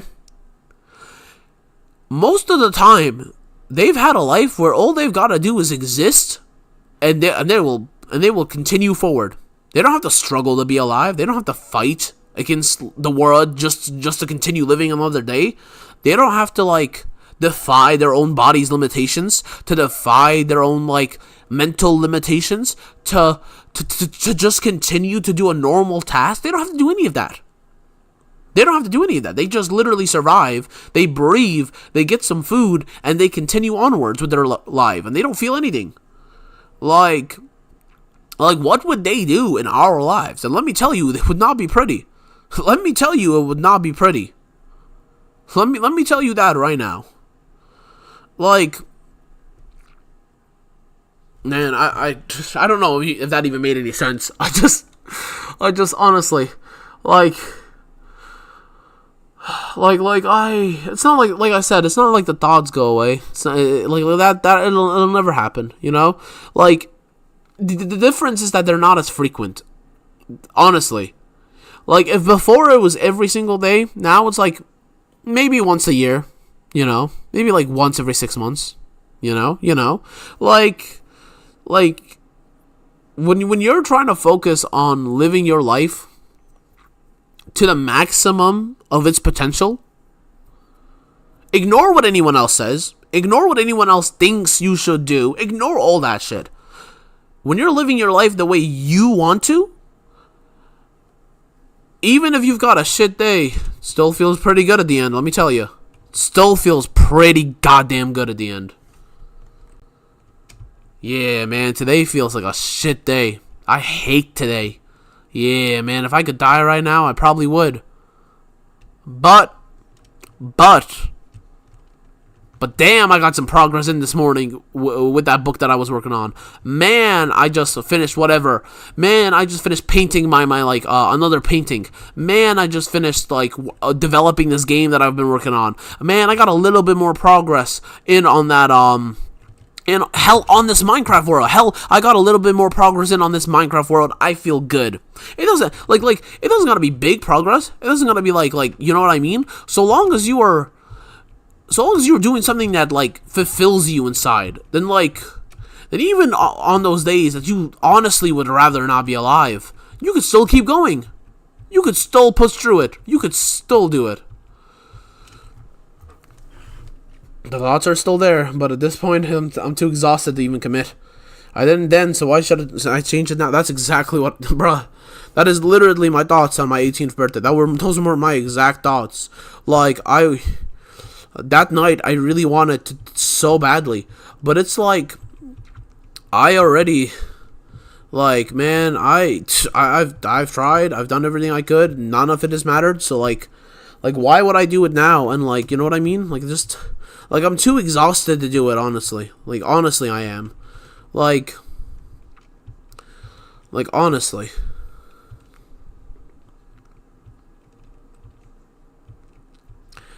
It's hard, though. It's honestly hard.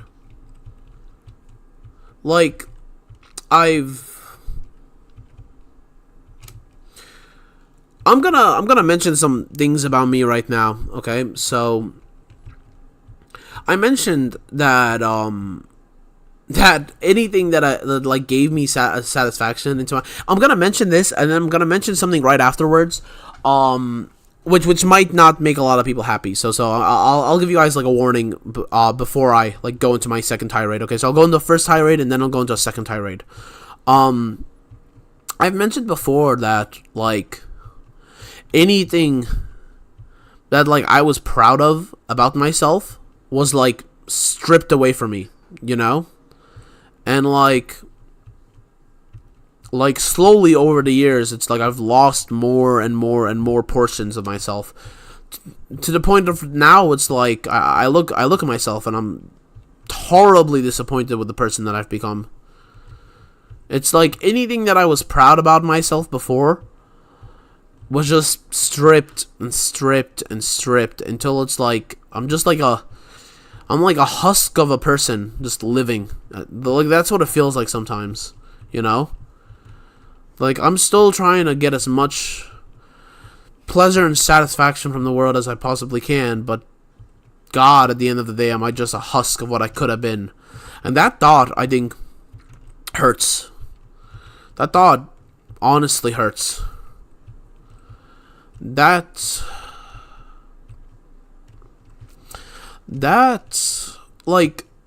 let me give you guys some examples, okay? So you guys don't think I'm just making shit up or just exaggerating or whatever, okay?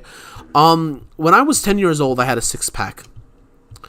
I worked out every single day, at least 3 hours a day. I was very fit. I was extremely health oriented. I literally taught myself how to fight. You know what I mean? I would watch videos of people fight online, and then I would teach myself their moves. I would watch instruction videos on YouTube, and I would copy them, and I would and I would teach myself how to train and how to do this stuff. I am now currently, at the time of recording this video, close to 300 pounds. I went from having a six-pack to close to 300 pounds. Now, this isn't a matter of, oh, he's just lazy, he's just fat, I am just fat, but it's not just like, it's not fat for being, or for like not having the work ethic, for not wanting to like get skinny or whatever, right? Like, again, I had a six-pack. If it was just about putting in the work, I would do it easily. When I made the move, right, my life took a when I made the move, my life took a turn from stressful to extremely awful and horrible. And part of those changes is that I became a stress eater. So to work away my depression, I would eat. And I would just eat, and I would eat, and I would eat. But here's the thing, right? Like, for me, because again, I still had that I still had that like fitness background, you know what I mean? So whenever I got to like 240, I would exercise it all off, and then I would be around like anywhere between 180 and like 200, and it would take me, I swear to God, 4 maybe 5 days at most, because like I ate a lot, but it was never really sweets, you know what I mean? It was never really junk food. It was just, I would eat a lot, if that makes sense, you know what I mean? Like, let me have an extra portion of rice, let me have some more chicken, let me get hungry, let me open up and whip myself up some, like, cereal and milk. It was always healthy, but it was, like, a lot, you know what I mean? I overindulged, and so like, I would have ice cream, and I would have a little bit, but I would have a little bit every single day, you know? I was overindulging on shit, but like I said, I never liked being fat, and I always wanted to like eventually get back to my like 6-pack, get an 8-pack, work out even more. I always wanted that, and so whenever I got to that 240 point, I would break it down. I would like exercise for like 4 or 5 days, and I'd be right back down, because 240 was my breakoff point.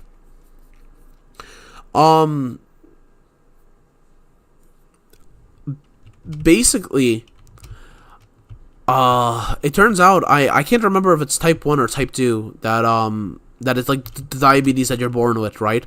But it turns out my family's genetics are so fucked that I was born with diabetes, but it didn't trigger until later on in my life. And so when it triggered, right, it's now become impossible for me to exercise. So like, and like when I tell people this, they don't believe me, or they think that I'm exaggerating. So like, a perfect example of this is when I went to like when I was working, sorry. Work and home was a 15-minute walk. And so whenever I was done with my work, I would walk home, because I always hated the idea of spending what money I just earned on an Uber or a Lyft. And so I would always eat, I'm sorry, not eat. I read a comment there. I would always walk, you know what I mean, home. And what I like no matter how high my blood sugar was beforehand, after walking, it would be like, after getting home, it'd be in the 80s, it'd be in the 60s, it'd be in the 50s, you know what I mean? It would be low, and it didn't matter how high my blood sugar was, it would still fall. And so like, I got in the habit of like getting smoothies and shit, right, from work as part of my free meal. Like, I would drink smoothies, and I would drink like undiet soda and stuff as I'm walking home. So my blood sugar would be 300, like you know what I mean, like 350.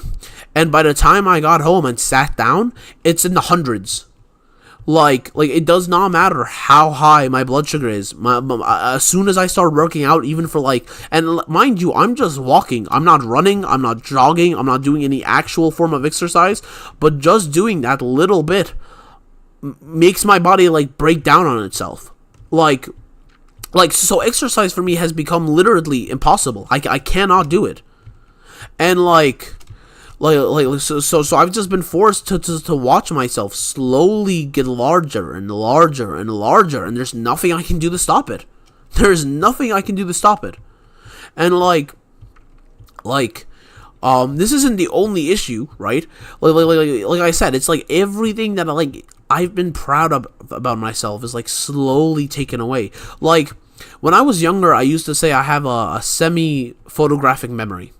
Now, that wasn't, like, actually accurate, you know what I mean? I don't actually have a photographic memory. But as a kid, I used to say that because it was, like, perfectly, it was perfectly encapsulates how good my memory was. You know what I mean? I would be able to take a look at something, and I would be able to remember it perfectly years later. And so I still have memories from, like, when I was a child. Memories that like even my own parents sometimes don't believe I have, right? And they believe that I'm like making it up, or that I'm like using an anecdote of a story I've heard to fill in blanks in memory, right? Or like delude myself into believing that I have these bits and pieces of memory. But like I still have these memories for years. I was a child and I still have them. But even that has been taken away from me. When I was younger, and like I said, I had a very, very bad experience with therapists and psychiatrists. And so, my parent, after my freak out, right, where, I didn't finish the story, so I guess I should just finish it now. Basically that day in the cafeteria, right, I had a breakdown, and since I wanted to die, but I didn't know how to do it, because like I said, I had never heard anyone talk about self-harm or anything like that, or even do it. I never, knew, I didn't know what to do with these thoughts, and so I ended up just starting to cry and scream at people to kill me. I just ended up asking all of the students who were there to just kill me and put me out of my misery. And so after that day, right, the school called my parents came in, stuff like that, and my parents took me to a therapist and stuff, okay? And this therapist, I don't know what the difference between a therapist or a psychiatrist is, and I don't know if he was a therapist or a psychiatrist. He might have been a psychiatrist, he might have been a therapist, I don't honestly know. But basically my parents took me to this dude, right? And this dude's solution was pills. That's all he wanted. Pills, put him on drugs, give him more drugs. If he's still sick, if he's still unwell, it must be just because he's not taking enough drugs. So I as a kid, I as a kid was so scared of this that I did whatever necessary to not take these fucking drugs. Okay, it's fine. We won't give him depression meds. We'll give him ADHD meds, right? We'll give him ADHD meds, and those will help him focus in school, because you said his grades are low, right? And so then I'll spend an entire hour session crying, telling them, don't do this, I'll get my grades up, and then I'll come back for the next session with honors or high honors, right? Which if you guys don't know, honors is all 80s and above, high honors is all 90s and above in every class. And so you know what I mean?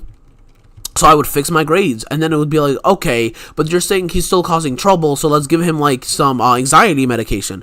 And so again, rinse and repeat. I would spend an entire hour crying, begging them not to listen to him and to give me a chance or whatever, and then I would improve whatever behavior that my parents and this doctor were so upset about, and then I would go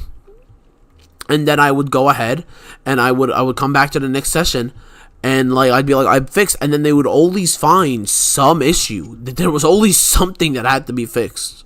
There was always something, and it's but you tried to kill yourself, right? Because the drugs are making you better. Because you guys trying to pump me full of drugs is gonna make me better.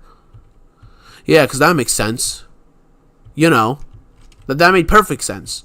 So eventually I lost the war. I lost the battle. It didn't matter how much crying, how much screaming. It didn't matter. It just didn't matter.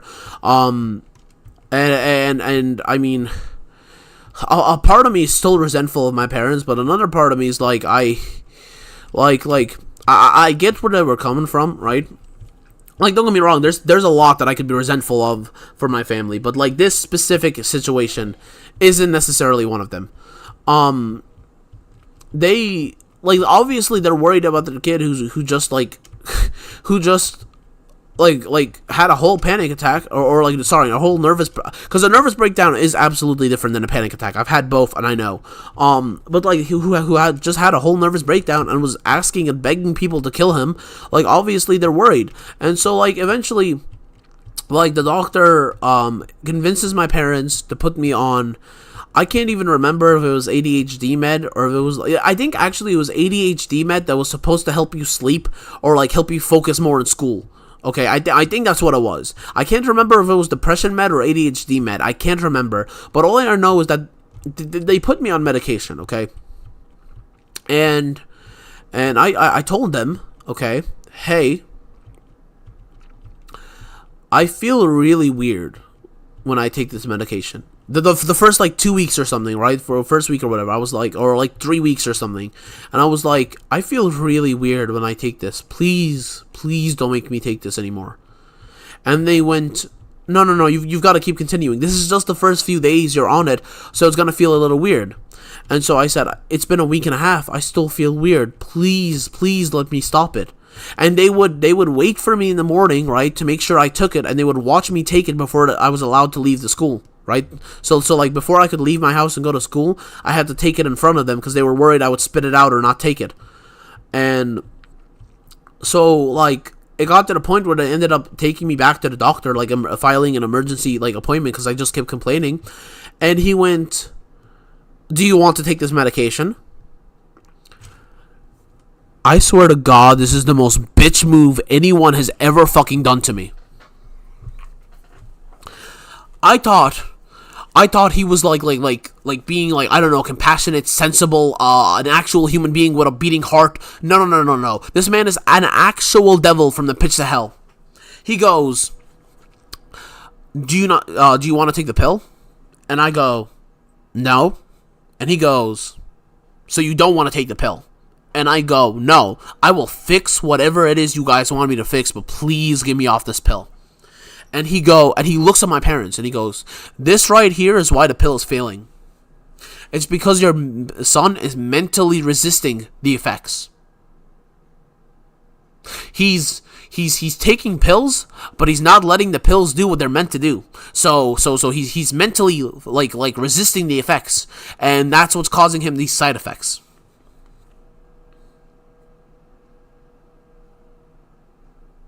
And so I was like, just stop. Give me all these pills. And he was like, no. Yeah, you need these pills. But since they're having side effects, well, I this part of my memory is a little blurry. I can't remember if I can't remember if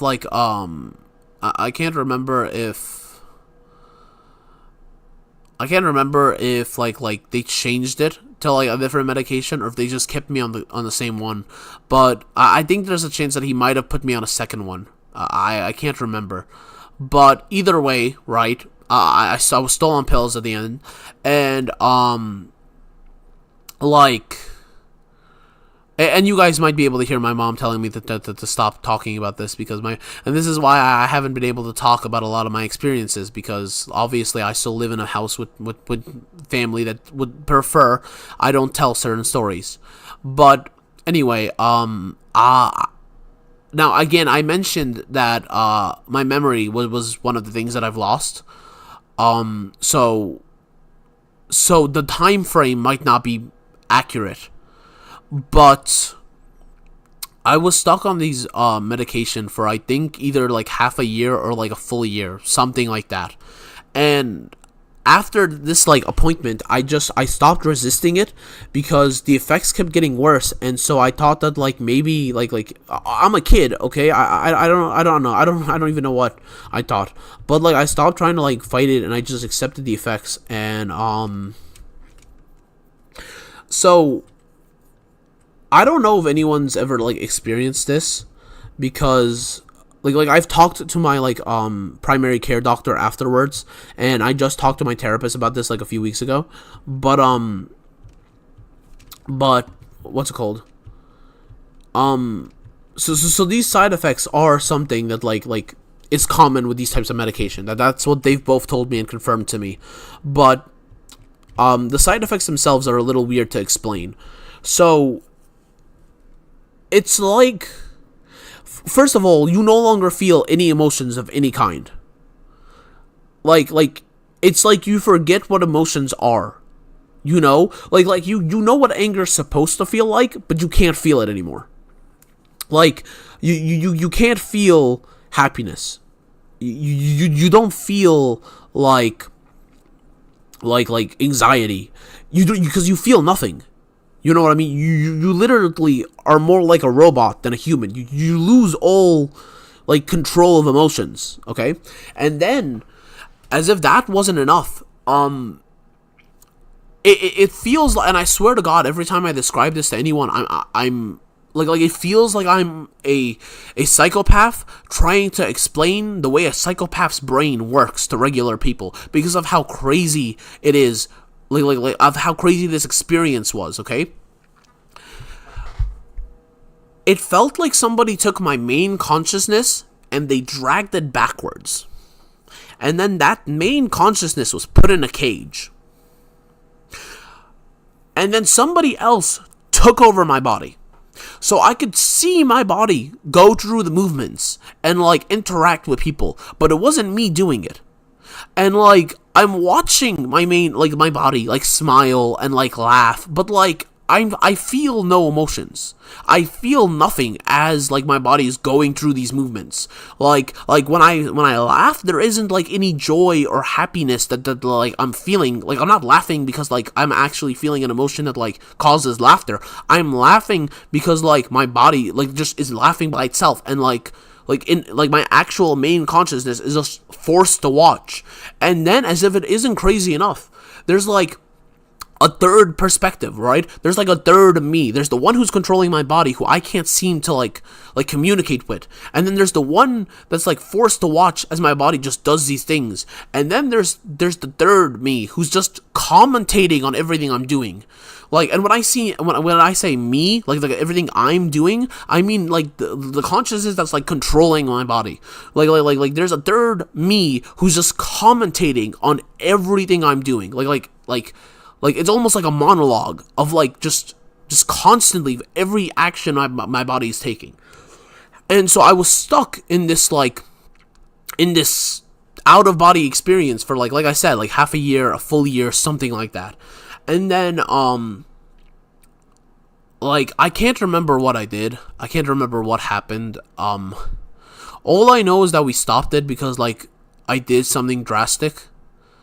Like, I can't remember what, because like I said, well, not, I actually haven't said this yet, but after we stopped at the meds, there's a good portion of my life that I don't quite remember. It's kind of just a blur. Like, I don't really, like, remember a lot of the events that happened after I actually stopped the meds. A large portion of it is missing or very, very blurry. But all that I vaguely remember is that I did something drastic enough that caused my parents to be so worried that they took me to the doctor. He was like, he heard about what happened, and he was like, get him off those meds immediately. And then I like, once I kind of like came back, like kind of once I woke up, I guess I should say, I refused to go ever see him again. I refused to go ever see him again. And in fact, I became so scared that I would stop taking just even normal medication because I was so worried of the side effects. I remember for like a few years after that, any medicine that I would be put on, and you guys have to remember, I have an extremely weak immune system, so I'm constantly on medicine. But I would read through the side effects of medicine because I was so like worried that I would constantly get them. So like,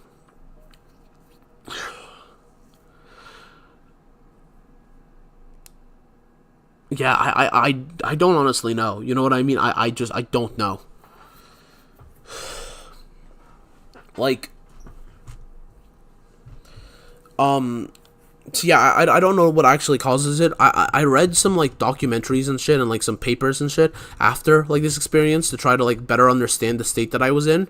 And from what I understand, every human brain has like three like portions of it, right? They have the observer, they have the commentator, and they have like there's something else. I forget like the name of like the third like portion of your brain, but like basically it's not too unusual. There are people out there who are born with brains that are so highly active, or like that are like wired in such a way where they're capable of having monologues with themselves. So despite it being a monologue, it's actually more like a conversation with your own self. Like I don't know how that would work, but like apparently there are brains out there that could like do that.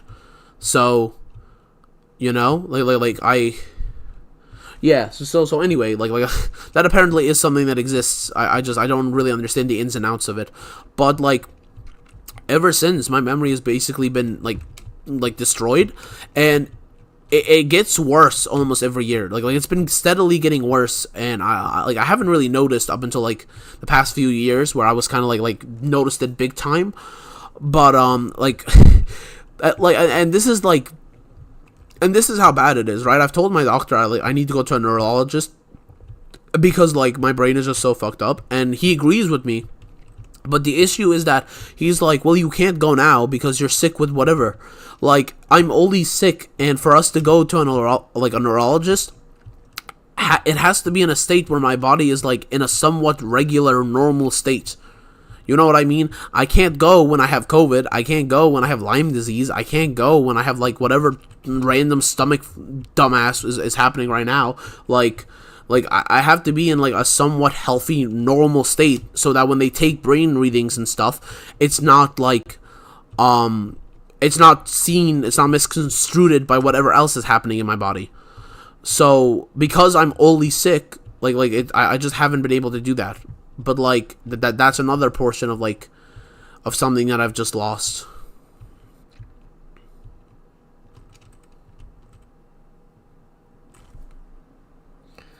Yeah.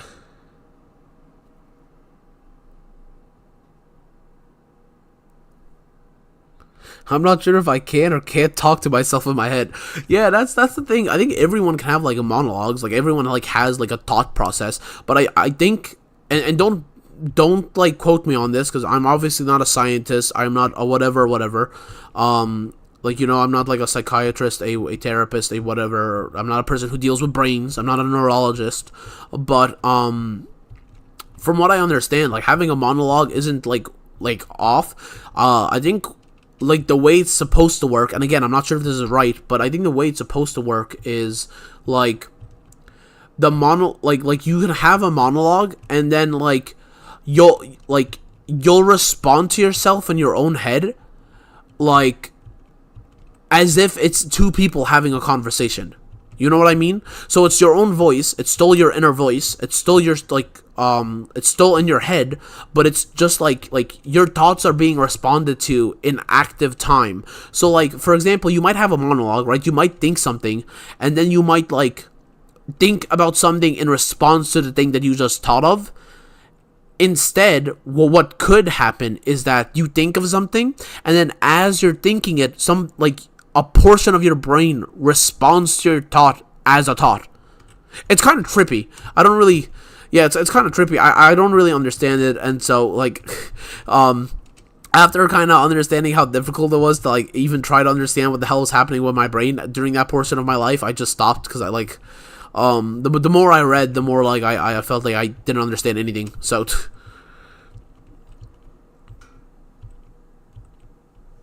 Yeah, talking to yourself is fine. Like responding to your own thoughts mid-thought, like as like a second thought process, that's not supposed to be normal. You're telling me other people don't do that? Yeah, man, I don't. Man, look, I don't know how normal people brains are supposed to work. Okay, I haven't had a normal person brain in like a decade at this point. I think he means that there are different people in one body. No, not multi-personality disorder. Because multi-personality disorder, like, every, like, voice, so to speak, isn't in your, like, voice, and it's not, you. You know what I mean? What I'm talking about is more so like, if you were to clone yourself, right? So this second person is still you. It's your voice, it's your memories, it's your personality, but both of you are able to have like a distinct conversation at the same time. So it's still you. It's not like a different personality, but it's just like, it's a you who's capable of responding to like the main you. Or not even the main you, because both of you are the main you. I don't know how to explain it, man. Look, this is why I said I'm not a neurologist, okay? Like, this is literally the reason that I stopped trying to learn about the brain, okay? I was trying to learn because, like, I wanted to know what the hell was going on with me. But, like, after this goddamn trippy bullshit, I was like, yeah, I'm good. I'm never gonna learn. I'm okay. I failed in my life. Yeah. Having that has to be mentally weird in a way. That's the thing. Apparently, people who had that didn't even know it was weird. Because obviously, like, nobody knows how another person thinks, right? So if you think a different way than another person thinks, it's not like either of you are ever going to talk about it. So, like, you wouldn't know the difference. Like, yeah, that's the issue. Like, that's like in the document that I was reading and like the research paper that I was reading, like, people who have this like weird thought process don't even like know that it's different or unique. They think it's the norm. It's the same way that, like, if a blind person didn't know that you were supposed to see color, you wouldn't really know you were blind. You would just assume, like, if nobody ever brought it up to you, you would just assume everyone else is also blind.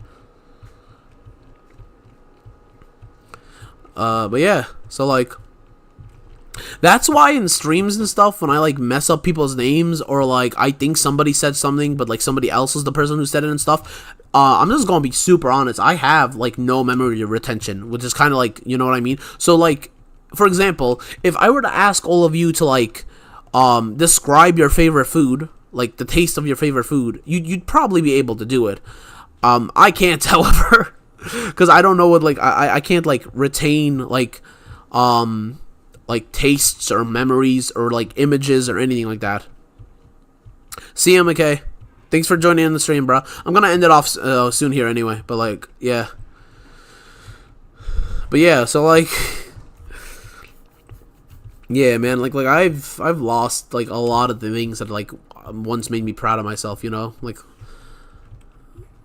But like, honestly, this stream has been super just helpful for like a bunch of people, and not just me, but I've seen you guys kind of talking in chat and shit. So like, you know, like tangy, fishy with some tang and a weedy aftertaste. I have no idea, bro.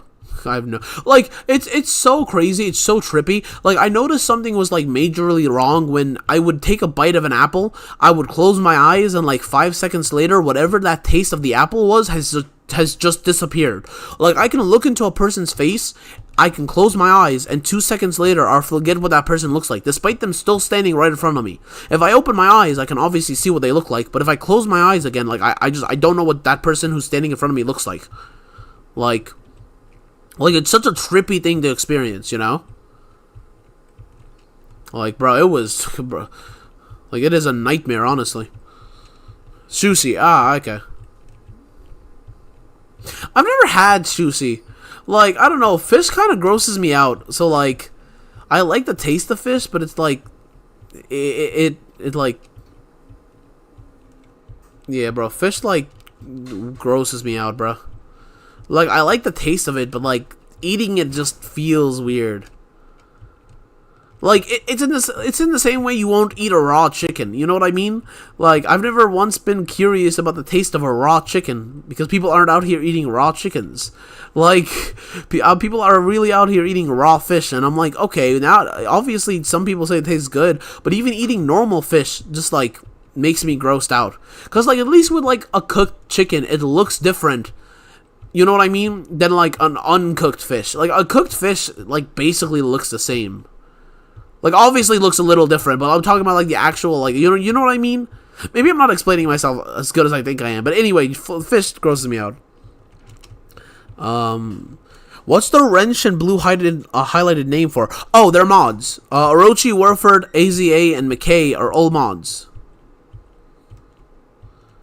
Yeah. They're my mods. They're my darling little children. Pause. That was that was fucking creepy as shit. That was so creepy. I was trying to be creepy, but not that creepy. God damn, that shit was I think all my mods might resign now, so congratulations, Aqua. You've made me accidentally forcibly resign my mods. Darling little children, damn. Hey, look. Okay, I'm definitely not the one who said that. It's I was gonna blame whatever mod isn't currently online, but I think everyone... Oh wait, McKay isn't online. It was him who said it. It was definitely him. Stay away from me, Wrench. King, do you remember vocal patterns well? I can't... Actually, I don't really know. I think when I hear a person speak, like, I can, like, remember that it's them. So, yeah, I guess vocal patterns aren't an issue, actually. Yeah, I've never actually noticed that, but yeah, I guess vocal patterns aren't an issue. Like, I can't... So, hold on. I can't remember what a person sounds like. You know what I mean? So, like, if I were, like... Hell, even my own mother's voice right now, I don't know what she sounds like. But if, like... If she were to talk, I would be able to recognize that it's her, if that makes sense. So, like, I can't conjure, like, the sound of, like, what a person's supposed to sound like. But if I hear a person talk, and I've heard them before, I can, like... I know who it is. Like, I can put a name to the sound. Yeah, I'm ending off right now anyway, guys. Thank you all for joining this stream. I hope it's been productive, not just for me, but for you guys as well. I think whatever you have with the face and shit, I also have. Bruh, no, I promise you can't have, bro. Like, I had to be chemically brain fucked to have this. You absolutely do not have this, bro. Like, I really hope not. Okay? Like, yeah, I really hope not. I hope for your sake not, okay? Like, this is... Bro, this shit has made my life so difficult. Like, I'll be at work, and they'll be like, okay, go grab us 4 bags of beef. And I'll be like, okay. I'll walk into the, like, the thing, and I'll be like, how many bags did they say? I'll walk back out, and I'll be like, I'm really sorry. You said how many bags? 4 bags. Alright, 4 bags. Walks back in. God damn it, did they say 3 bags? I can't go back out there because, like, it's embarrassing. I'll just go grab 3 bags, and if it's wrong, I'll just grab another one. Here are your bags. Alright, bro, that's 4 bags? Yeah, it's 4 bags. I put it on the thing, and I'm like, I gotta go in there and grab another bag real quick before they notice. Like, it's so bad. What is a bag? Yeah, what's a bag? Hi, Roman. So, yeah, I don't know what the hell was going on there. Bro, literally, that's the story of my life. No, you know what's bad, though? What's bad is, like, the anxiety and the, and, like, the lack of self-trust. Like, sometimes you'll remember something, right? It'll be like, oh, 4 bags. And you'll walk in, you'll be like, okay, they said 4 bags. But then you start doubting yourself. Did they really say 4 bags? Nah, maybe they said, like, 3 bags. Was it 2 bags? Nah, it might have been 5 bags. Was it really 4? And you start sitting there just like in a whole like you just sit there and start like arguing with yourself about how many bags it is.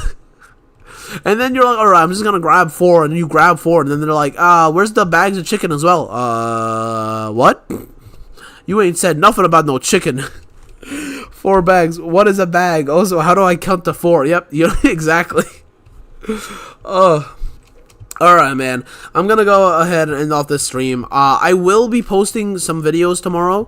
I'm gonna record some right now. I actually feel so much better after this stream. So, thank you, all of you, for, like, you know, commenting your own stories, for, like, you know what I mean, sharing your own personal lives. I know it couldn't have been easy, speaking from experience. I know it couldn't, but I hope that this stream has not only managed to help me vent a little bit, but also help you guys as well. That is kind of it's honestly one of the things that I've always wanted for this community, but like I couldn't have done it without, I guess, like sharing a little bit myself first, you know what I mean? So I think this stream has been like the most productive we've ever had, where all of us have just kind of like communally come together and been like, yeah, we got some issues we gotta solve, and then we just kind of sat down and talked, you know. Goldfish brain. No, bro. Goldfish brain is literally what I call myself. Every time my sister try to be like I just told you something, I'd be like, hey, okay, I got a goldfish brain, right? Leave me alone. I'm 20 years old. Roman. Yeah, I'm 20 years old, my man.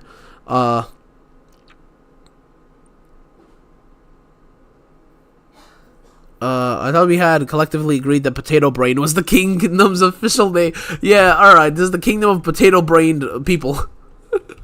uh, bro. Nah, I'm not gonna do a face reveal, bro. Yeah, I don't really feel comfortable about revealing my face. I did it on the first channel, which is, by the way, now privated, so none of you can ever find it, so haha. But, like, I did it on the first channel because as a kid, I obviously had a much, like, less, a much less concern for privacy. But, as a 20-year-old adult, here's the crazy thing. Even as a 20-year-old adult, I don't actually care too much about my privacy. Like, I've always lived the kind of life where, like, if I do something, right, I'll try not to regret it. If I do something that I'm ashamed of, then I just gotta, like, own up to it anyway and learn from my mistakes. But, like, so I don't really care too much about, like, doing a face reveal, but my family absolutely would, and I still kind of live with them, so by connection of me, you guys would be able to tell my family as well. So I don't think I'll ever, like, do a face reveal unless, like, I get my own place in the future, you know what I mean? Get, like, my own privacy, my own independence, then I might do a face reveal, but, like, at least definitely not right now. I'm of the masked variety. Bro, I swear to God. Orochi, weren't you the one who said, I got a soggy french fry brain? So now we have AZA who's got a masked variety brain, Orochi who's got soggy french fry brain, and then me who's got a whole potato. Yeah, that's right. Yeah.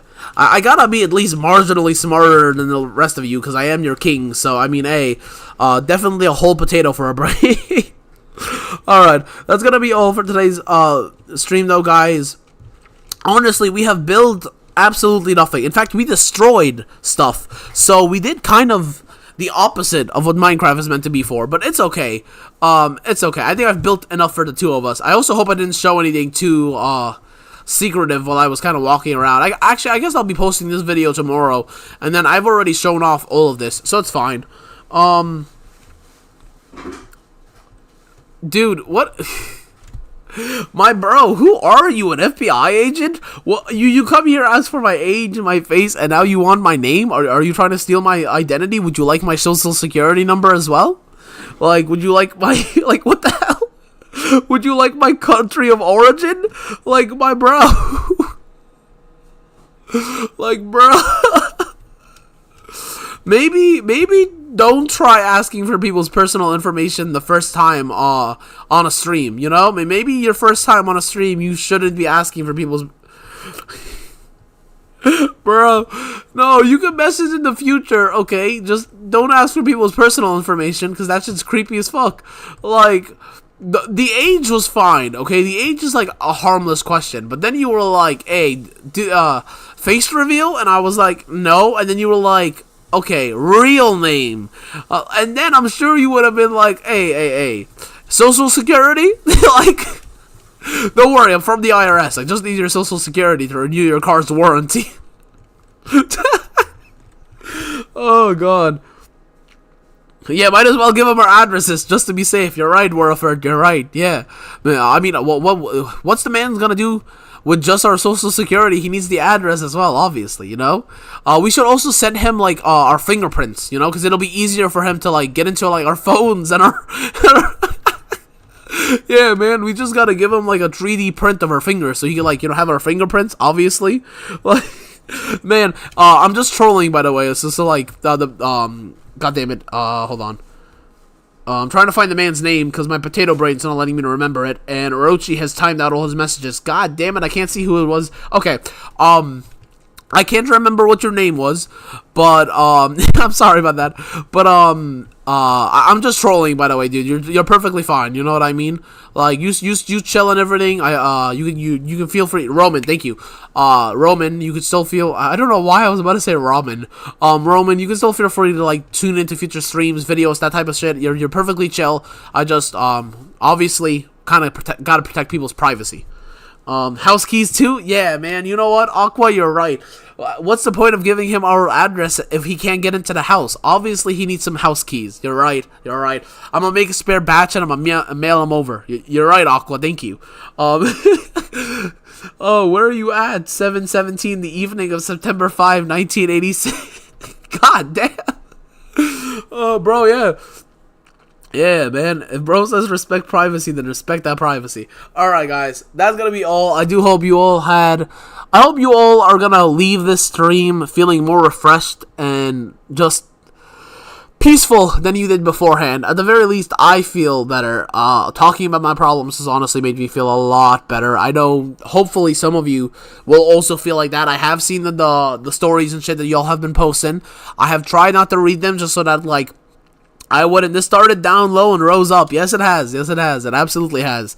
I think we were all kind of just depressed together, and we all were just having problems together. And then, like, now, you know what I mean? I think all of us are just, how did this happen? Yeah, man. Honestly, this went way better than I thought, bro. I'm just glad, Orochi specifically, I'm glad you decided to share. I'm glad you're feeling a little better, man. You've honestly had me a little concerned. Warford, I saw you share some shit as well, you know what I mean? I'm pretty sure, McKay might have shared some shit as well, too, actually, if I remember it.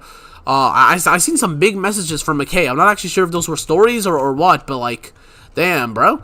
Like, I was telling, like, my therapist earlier, but I was like, I have no idea how I, like, attracted this community. Like, they're the best people. They're people who have gone through extremely similar things as to what I've gone through. But, like, it's not like I had any way to purposefully attract those people. And she was like, that's just the way of the world. It's just crazy that, like, you should just be appreciative that, like, you have like-minded people who have, like, just managed to find you. Yeah. We're all fucked up in our own sorts of ways. Exactly. All right. So that's gonna be all, though, guys. Let's finish it off by jumping off the bridge. No, let's not do that. Let's not do that. That's a little dark. That's a little dark. I hope you've all had a wonderful and great day. If you haven't, I hope it turns into a wonderful and great day. Thank you so much for listening to my stories, as well as if you have shared your own stories. Also, if you don't feel like sharing your own stories, that's perfectly fine. I'm not trying to force you to do so, but if you ever feel like you just want to talk or anything like that, I will be posting the Discord link down below. Honestly, I'm always open to just lend an ear and listen to you guys out. You know what I mean? Help you out in whatever ways I can. Honestly, that's kind of what this community is here for. You know, it's just kind of like it's a large support group. Hello, I'm new to your channel. Can you tell me what type of games do you play? Sure. Coach, I'm not gonna be able to pronounce that even close. We really play basically everything. As you can see, we're on Minecraft right now. This is a recreation of the MetLife building in Minecraft, and it's also going to be like the Marvel universe. So rather than just having like the MetLife building, it's going to have Stark Tower on top of it. But then we also play War Robots, we play Mech Arena, we play Warframe. We started that recently. We're also playing through the Batman Arkham games on this channel as of right now. Let me think, is that all? Did I miss something? Basically, we just play games in general, if that makes sense. Like, any game that I might be interested in at the current moment, I'm just gonna start playing it, you know? Alright, so, god damn, Orochi, that was, yeah, usually I don't do streams like this, Kokio. I'm just gonna call you Kokio, because it's gonna be easier for me. But, yeah, usually I don't do, like, streams like this, where I just do nothing and like talk about my feelings. That's definitely not what this channel is. That's definitely not something that happens on this channel. But yeah, usually we just play any game we're interested in, really. Oh right, the Lego games. I can't believe AZA didn't like remind me of that. Come on now, that's your whole purpose, AZA. We're also playing Jurassic World Alive, and we play through the Lego games. We've already fully completed Lego Marvel Superheroes on the channel, and so now we're going through Lego Marvel Avengers as well. Yeah, he played game. Exactly, he played game. Alright. What games do you play? Short answer, yes. He a gamer. I hope one day I will get to the status of gamer where I could just pick up any game and just immediately not suck. Bro, I swear to God, this channel is just a noob compilation of every game I've ever tried. It starts out with me really sucking, and then like I get kind of good, and then and then I somehow start sucking some more, and then I get some good again. So yeah. Anyway, though, I was actually mid outro, so I apologize, but you actually caught the tail end of the stream, Kokio. I might try. Yeah, exactly. Lots of Lego. Lego Marvel Avengers, War Robots, Mech Arena, Warframe, Arkham Batman. I want to say Spider-Man PS4. I mean, kinda. Like, I think I will maybe go back to that and, like, finish it, but as of right now, that series is kind of, like, either on hiatus or just canceled. I don't even know, man.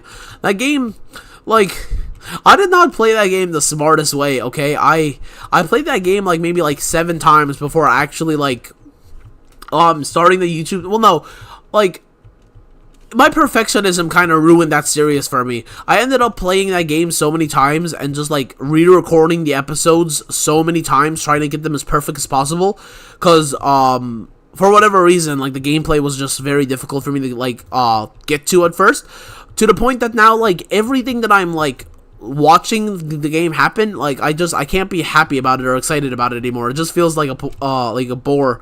It feels like a chore for me to do it. So I'm like, that's kind of why I stopped and started Arkham Batman instead.